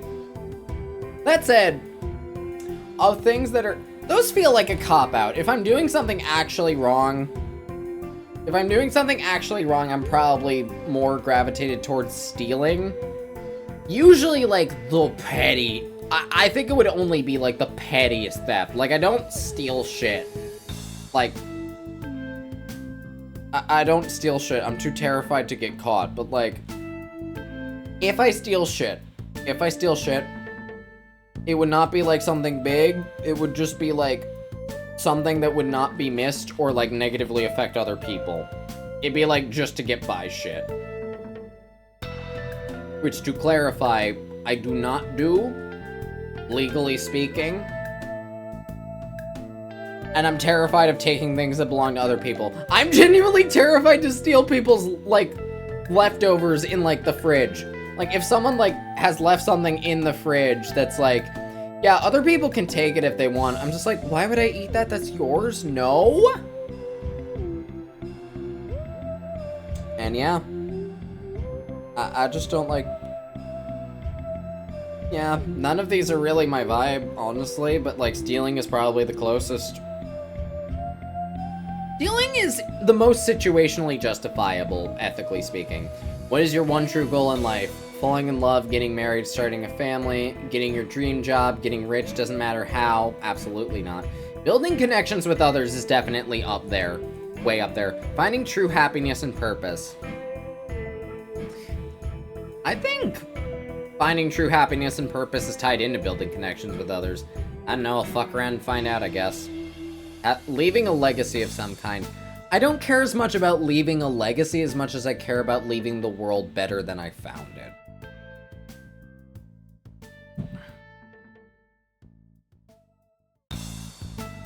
I think building connections with others is really good because, like, especially in the ways that I need to build connections with others. That's, like, the key to getting anything else that I need to. Like, I need to actually get good at networking.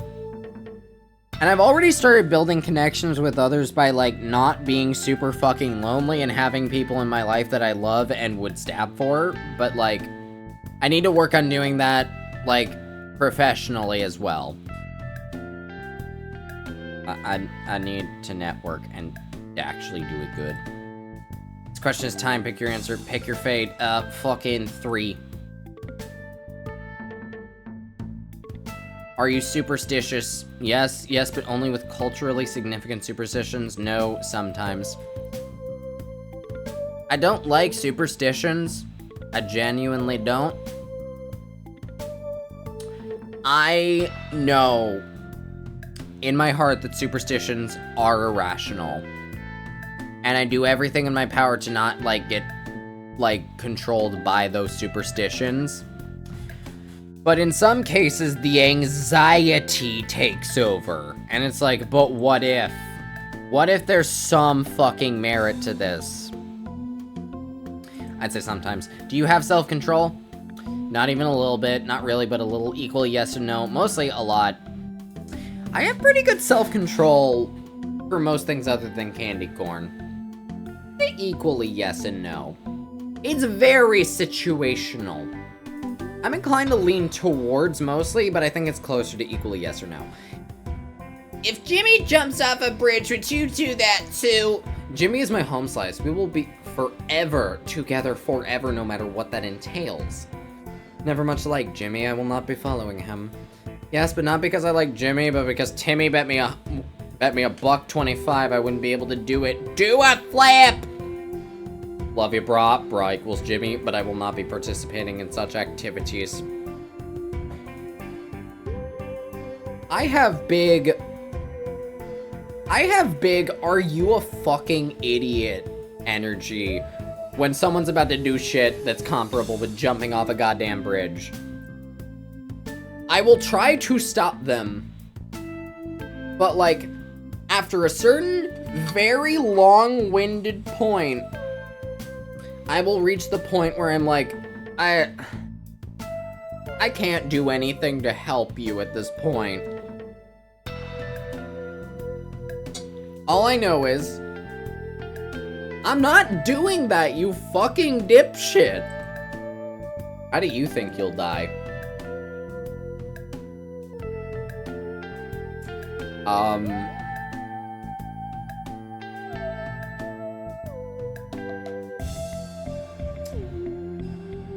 Swinging. You have 2 wolves inside of you. I'd rather die hot and young than grow old and ugly. No? I would have liked to just live a life where we do laundry and taxes together.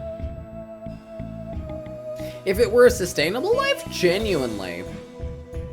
Like, compared to the 2, like, the first one, like, I'm inclined to disagree with both of them. Because I do have things that I want to do beyond just, like, existing for the hell of it. I'm fine with existing for the hell of it, though. And, like, being able to be significant to someone, I think in the long run, is something that's worth it. But, like, I'd rather die hot and young than grow ugly and old. No, I want to get pilfy! Is it likely? No. But I want at least to pursue the opportunity. I want to get pilfy. Let me have this dream. Tell me something funny. Also do my other quiz too if you're bored.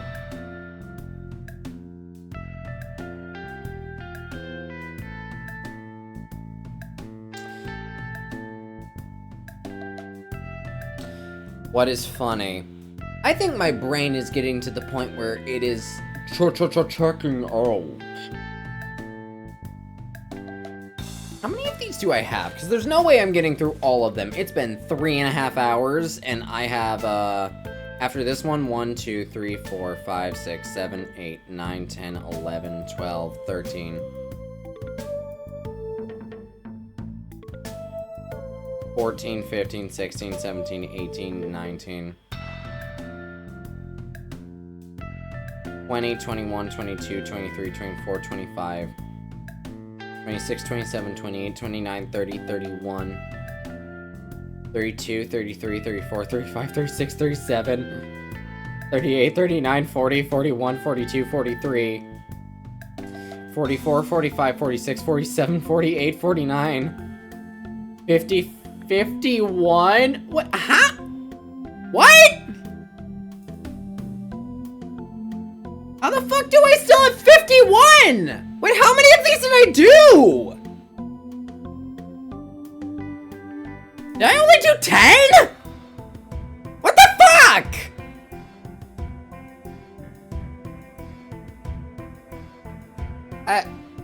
I guess I fucking did it? Huh? I mean...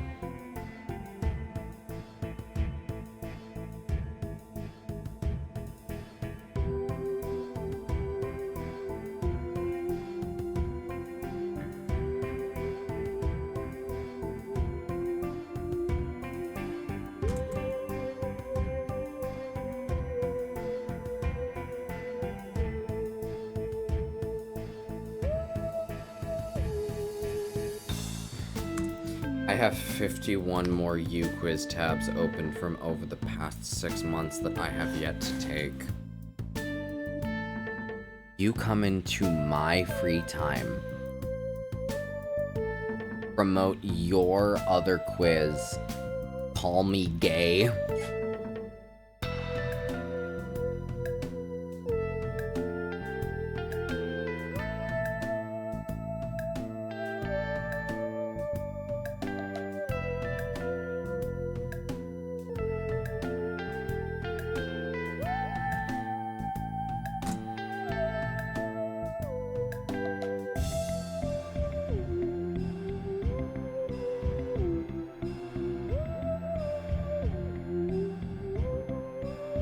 Horrendous.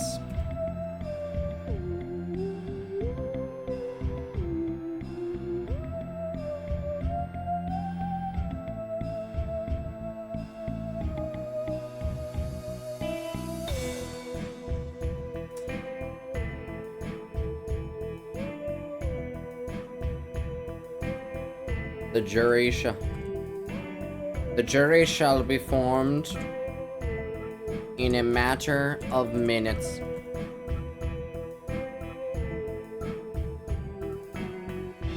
Getting run over! Was sending that skibbity toilet video to your friend really so urgent you couldn't wait till after you crossed the road? Genuinely? Genuinely? Genuinely?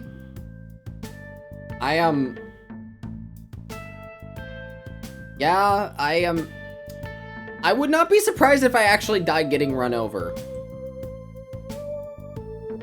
Anyway, old age whippets. Hey guys, check out what I can do. Something really lame and embarrassing. Getting murdered. You deserve it. Who wrote me? Who fucking wrote me? Did I already do this one? I swear I did this one. I already did this one. Oh my god.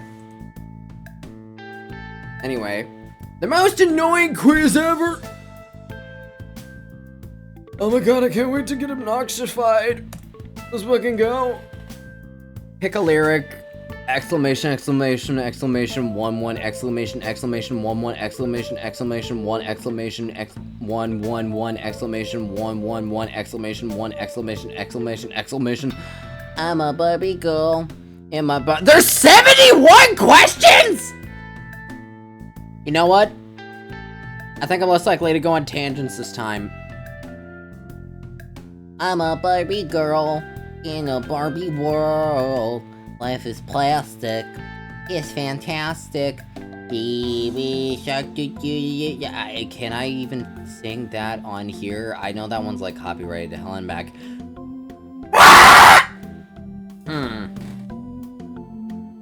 Oh, I love how it just like goes into like full on like garbled text. That's fucking hilarious.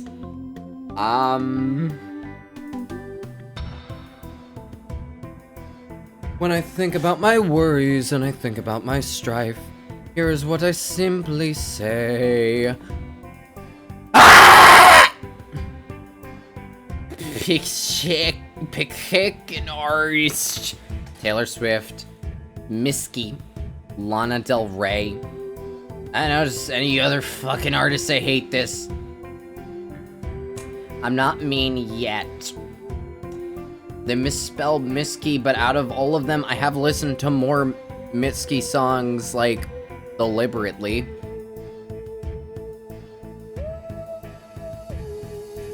I love A Pearl. That one's my favorite, I think. Smash or pass, really ugly white boy with no personality. Smash. Smash. Smash.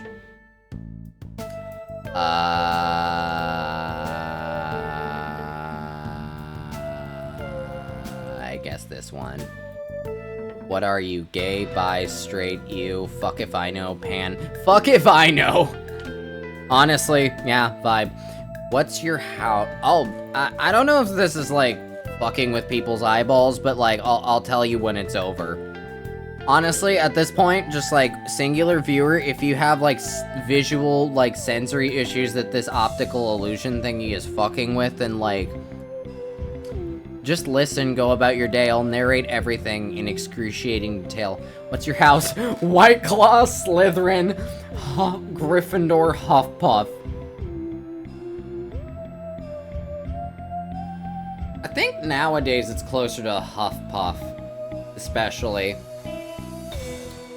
But also, fuck. Corral. Fuck turfs. When that's your sign, earth, ear, water, ear, water. I fucking hate this quiz. I love it. That's why I'm still here at. That's a weird. There's a weird fucking Twitter at. Okay, sucks to suck.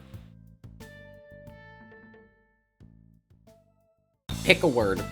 Bitch, shit, fuck. It's between shit and fuck. Shit and fuck have such opposite energies, I will say. Fuck is like a sharp exclamation. Shit is like shit. Honestly, shit has better energy. What? Pick a slur. I'm not actually gonna put slurs with Justin, pretend I did. Okay. What's Yoru Bumishiwao other Inez Wapakni you Ujeok? This is the one that has any phonetics to it, period. The others look like fucking Pomni's randomly generated name. Get the fuck out. No! Fuck you. I'm delirious enough that this is cool. Okay, bye. Fuck you, I do what I want. Staples. Hair to your big toe. Okay, yeah, bye.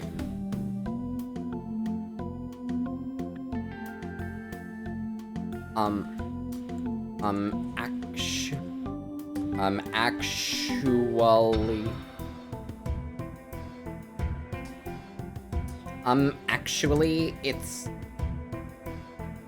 pronounced Oprah.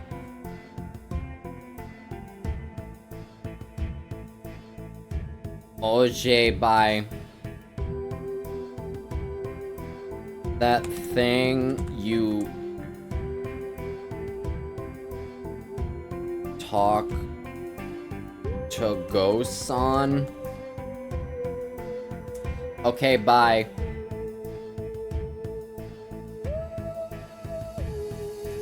Nuh-uh. There's an H in nuh-uh. Ome, bye. Oh, June. I. Okie B. Elmi.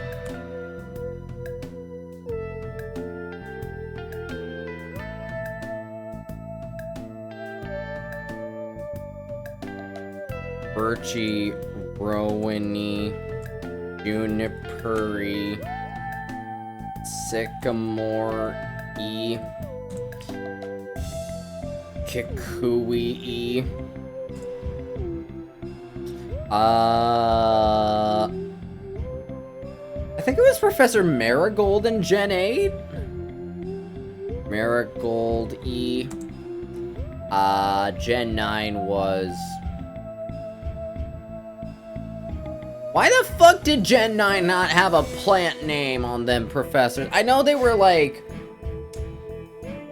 I know they were puns off of like... Pasada and Futuro, but like... Sada E Turo E.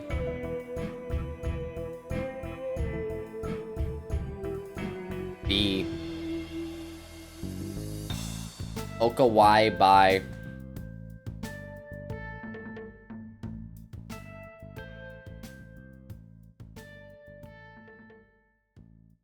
My brain is garbled. I'm still doing this. Fuck you. I'm getting through all of it. I will flip you off into infinity. I will pursue out of sheer spite.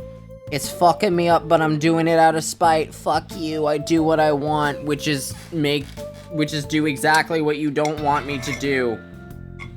You put a lot of work into this, really petty, annoying work. And you're succeeding.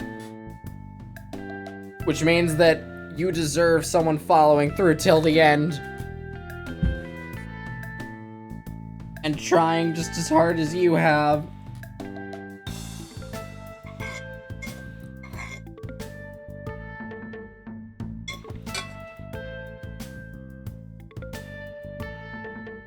If these start looping, I'm gonna cry.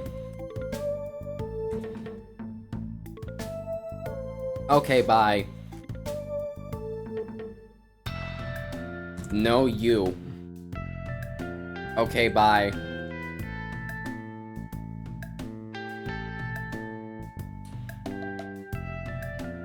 Delamat Pagi. Okay, bye.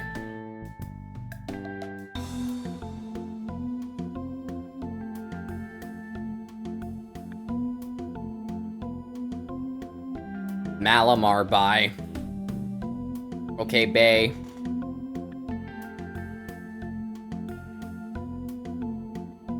I'm not sure, Bay. K, Bay.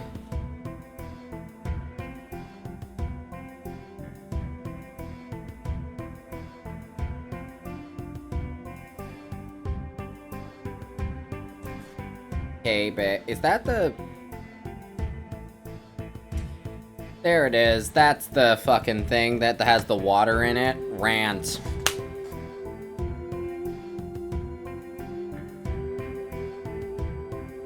I'm pretty sure those things are supposed to be more than one word. Vent.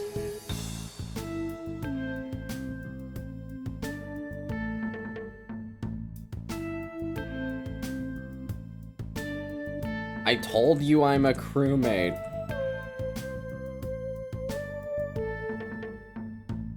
La la la la la la la la la la la la la la la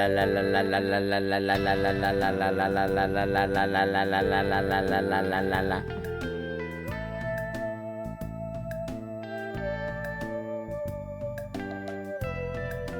Beatboxes melodically. I spell it wrong, fuck you. Ome bye. I do what I want. No. Wait. Oh, July high. I'm just gonna go through the months every time that pops up.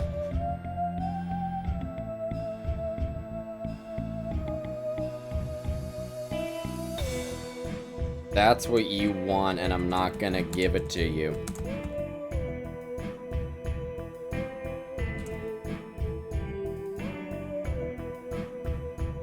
Oh, Kate, bye.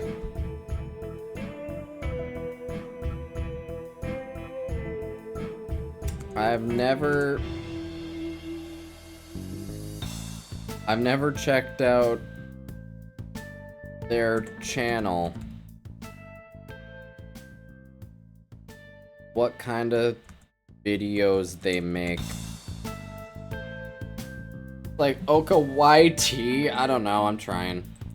Oaked by.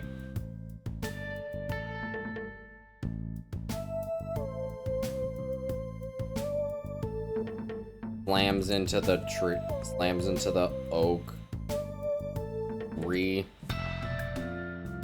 Slammed into the oak tree. Okay, bye.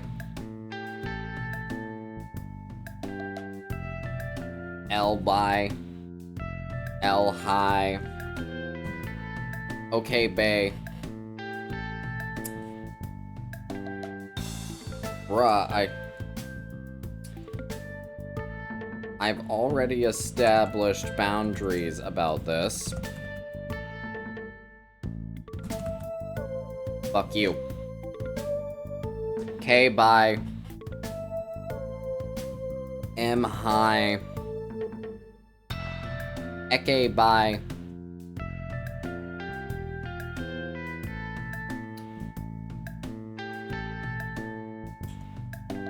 The letter C's looking different lately. Hey, bye.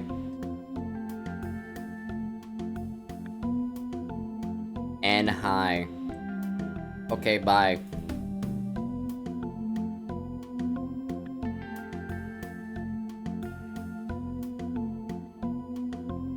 Freezes tongue to your windshield. I am getting less incoherent. I type bad. Oi, bye.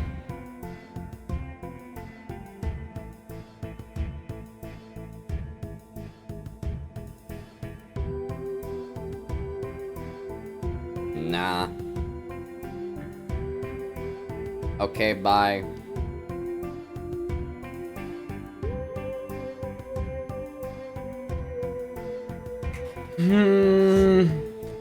Alright. We're more than halfway through, chat. We're more than halfway through, and we're gonna kick the living tar out of this fucking quiz. We've gone too far! We've gone too far to turn back now, fuck you! We're gonna make different things to all of these! It's what they deserve! It's the massive middle finger that they fucking deserve!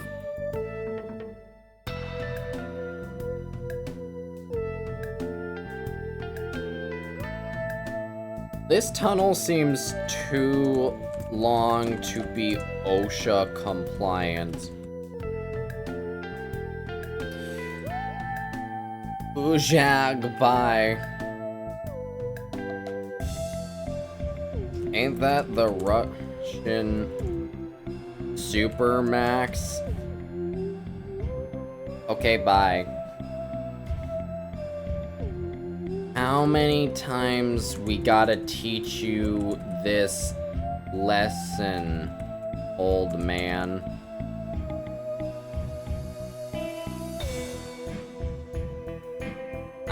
I left out teach you. I'm okay. Ishke bye.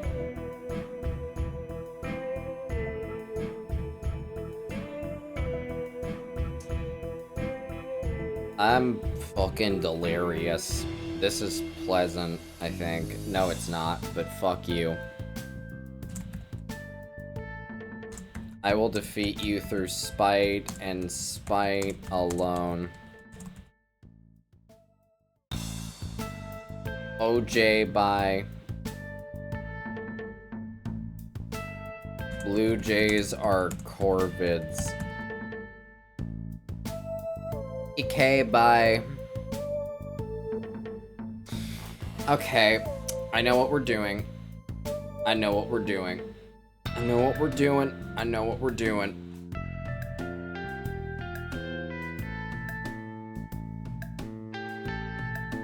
Okay, going to Bulbapedia. Inkay Bulbapedia.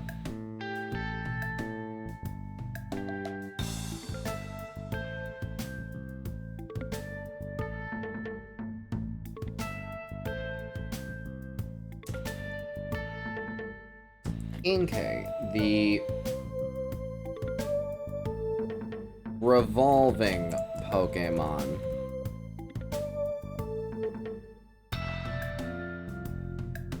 Inkay, the revolving Pokemon. Opponents who stare at the flashing of the lights emitting spots on its body become dazed and lose their will to fight. Hehe, that wasn't actually last question. Oopsie daisy anyway. Bye.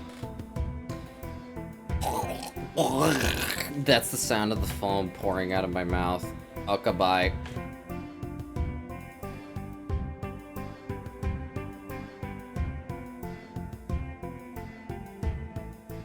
Ain't that the...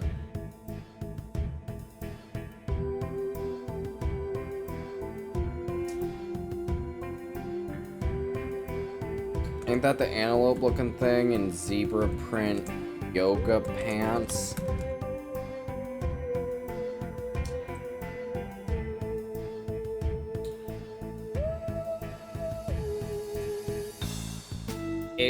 Yeah, bye. Don't gotta show off that law degree in a uQuiz.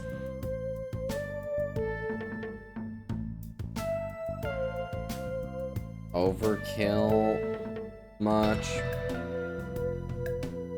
Or pretentious much?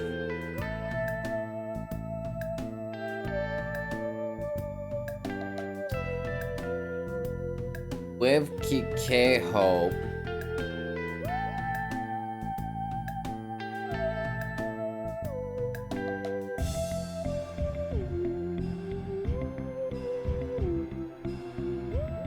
Phonetically, I don't know why my mind immediately went to Huevo Ranchero. Phonetics for the win. Work ahead cubicle. What?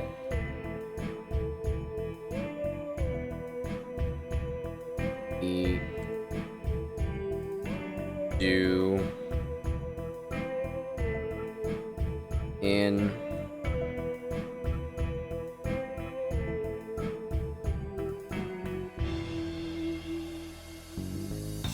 UI the Oak Shadows. Drop your socials, lol.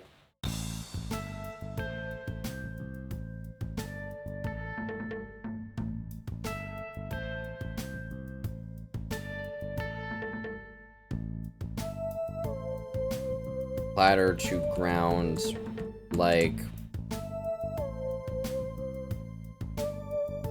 the tennis ball.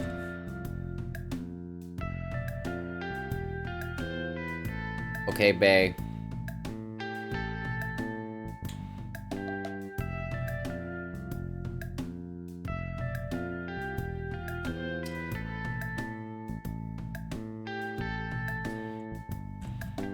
Beyblade, let it rip.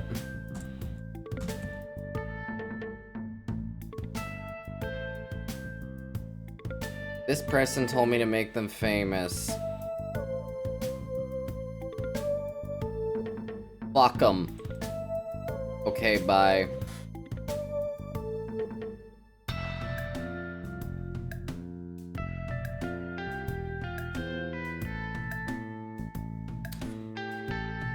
I have no sense of boundaries.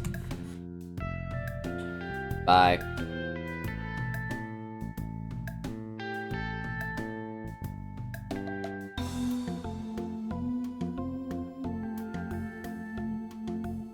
Prise door open with teeth. Bye.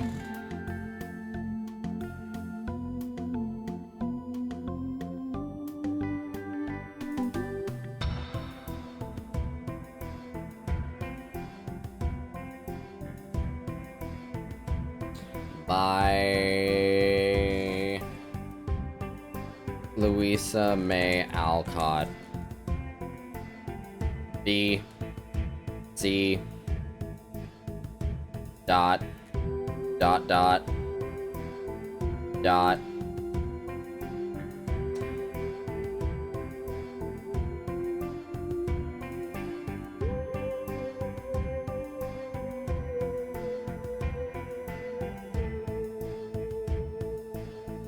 Dot.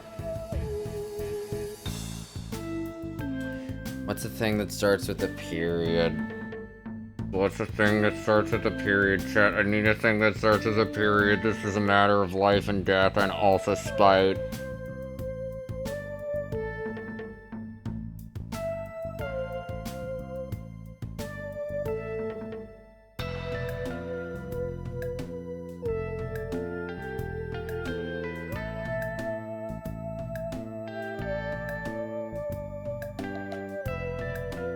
It's just standing there. Menacingly.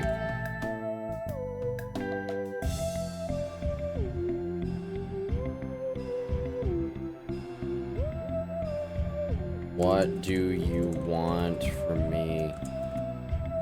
Foul punctuation.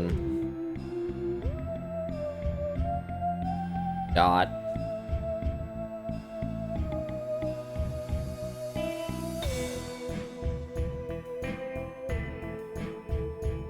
I shall smite thee with the wrath of 1,000 exclamation points.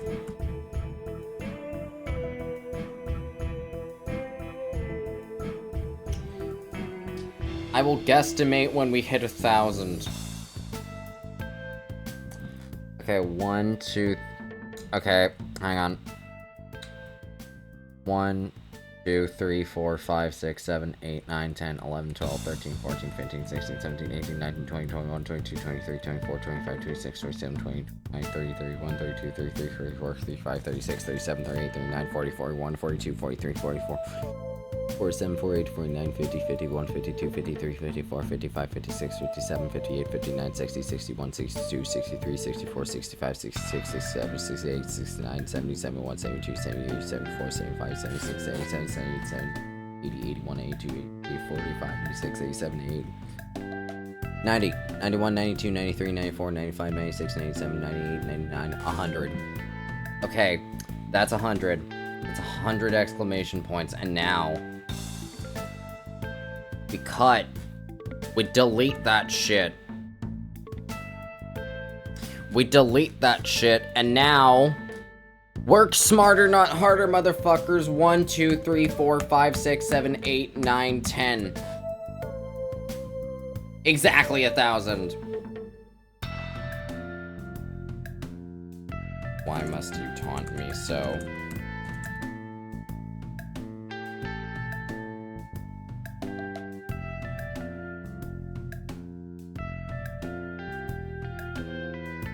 Answer me.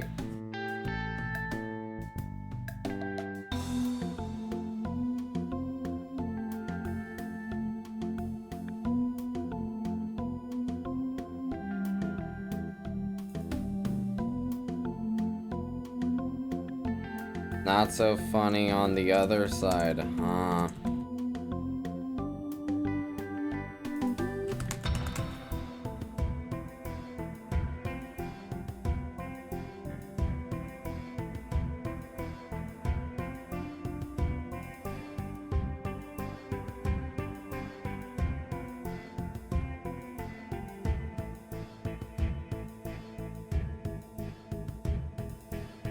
Tumbles down the stairs in a one-man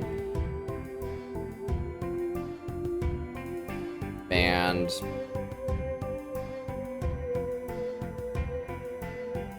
Set up. Ah.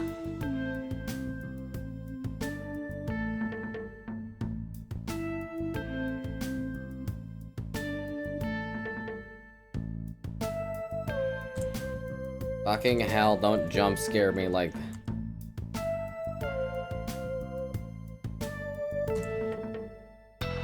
Fucking hell, don't jump scare me like that. Okay, yeah.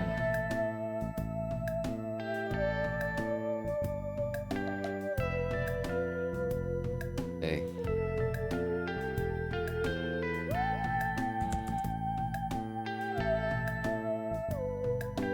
They speak.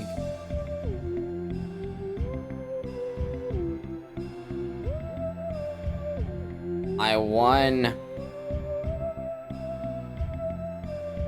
Wah ha ha ha ha ha ha ha ha ha.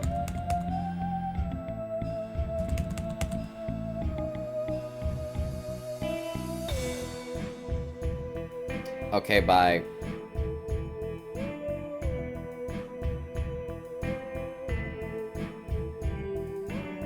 Okay, but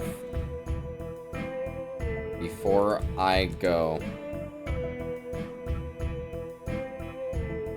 allow me to impart one final piece of wisdom. Pick one to get your own personalized answer. God damn it. No! Is that all of the fucking periods? How many were there? 1, 2, 3, 4, 5, 6, 7, 8, 9, 10, 11, 12, 13, 14, 15, 16, 17, 18, 19, 20. There were a lot. I stopped counting. I should just go look back at the VOD, see which number question it started on, which one it ended on. That one, because it was the last one. Did you expect a prize? I just wasted your time. I did it! I did it!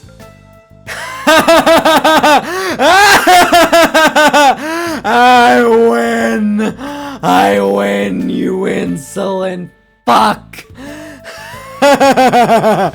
I win! I win torture! I win getting tortured. If anyone was like fucked over by the weird fucking optical illusion thingy, you could come back. It's dead and I killed it. I win. Suck it. Suck it, you insolent little piss baby. I won uQuiz. Eat my entire ass and choke.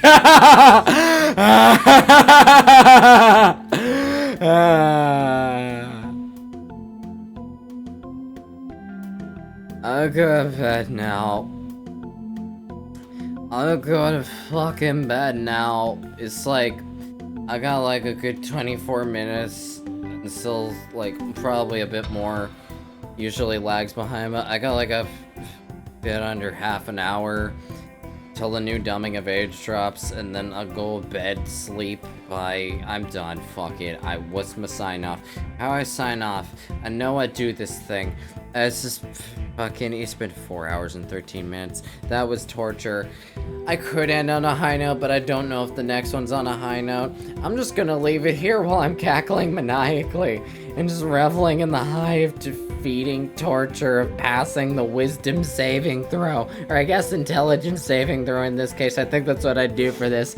I win, I win, I win, you pissy little baby, I win. Is my audio peaking? I don't know if my audio is peaking. It looks like it looks like my USB mic's picking up pretty loud on my fucking OBS. It crosses over into the red more often than I would have expected, but you know what? I'm winning. I'm winning. I'm kicking things in the everything that hurts. I'm gonna kick it in the Adam's apple. I'm gonna kick it in the ear. I'm gonna kick it in the nose and drag the nasal cartilage into its brain. I kick in the fucking Oompa Loompas. And if you don't got them, it still hurts anyway. I kick them in the knee and I kick them in the kidney. I win. I win real good. I do a fucking, like, full-on martial arts, like, spinning 50 tuple kick. Like the fucking, the fucking pivot, the spinny snowboard thing from Mario Party. I win, or is that Mario and Sonic at the Olympic Winter Games? I don't remember which one it was. I just remember seeing a clip of someone doing that like 9,000 fucking times. Either way, have a nice day, everyone. Be nice to yourself. Drink lots of water. Don't shove yourself through uQuizzes that are meant to drive you up the fucking wall, the floor, the ceiling, the walls. It's in the walls, it's in the dressers, it's in the closets, it's licking my fucking armpits. That you gotta pay for that. I go to bed now. Just fucking bajiminis. Be nice to yourself. Drink lots of water and have an excellent day. Bye. Never do this shit if you know it's fucking good for you.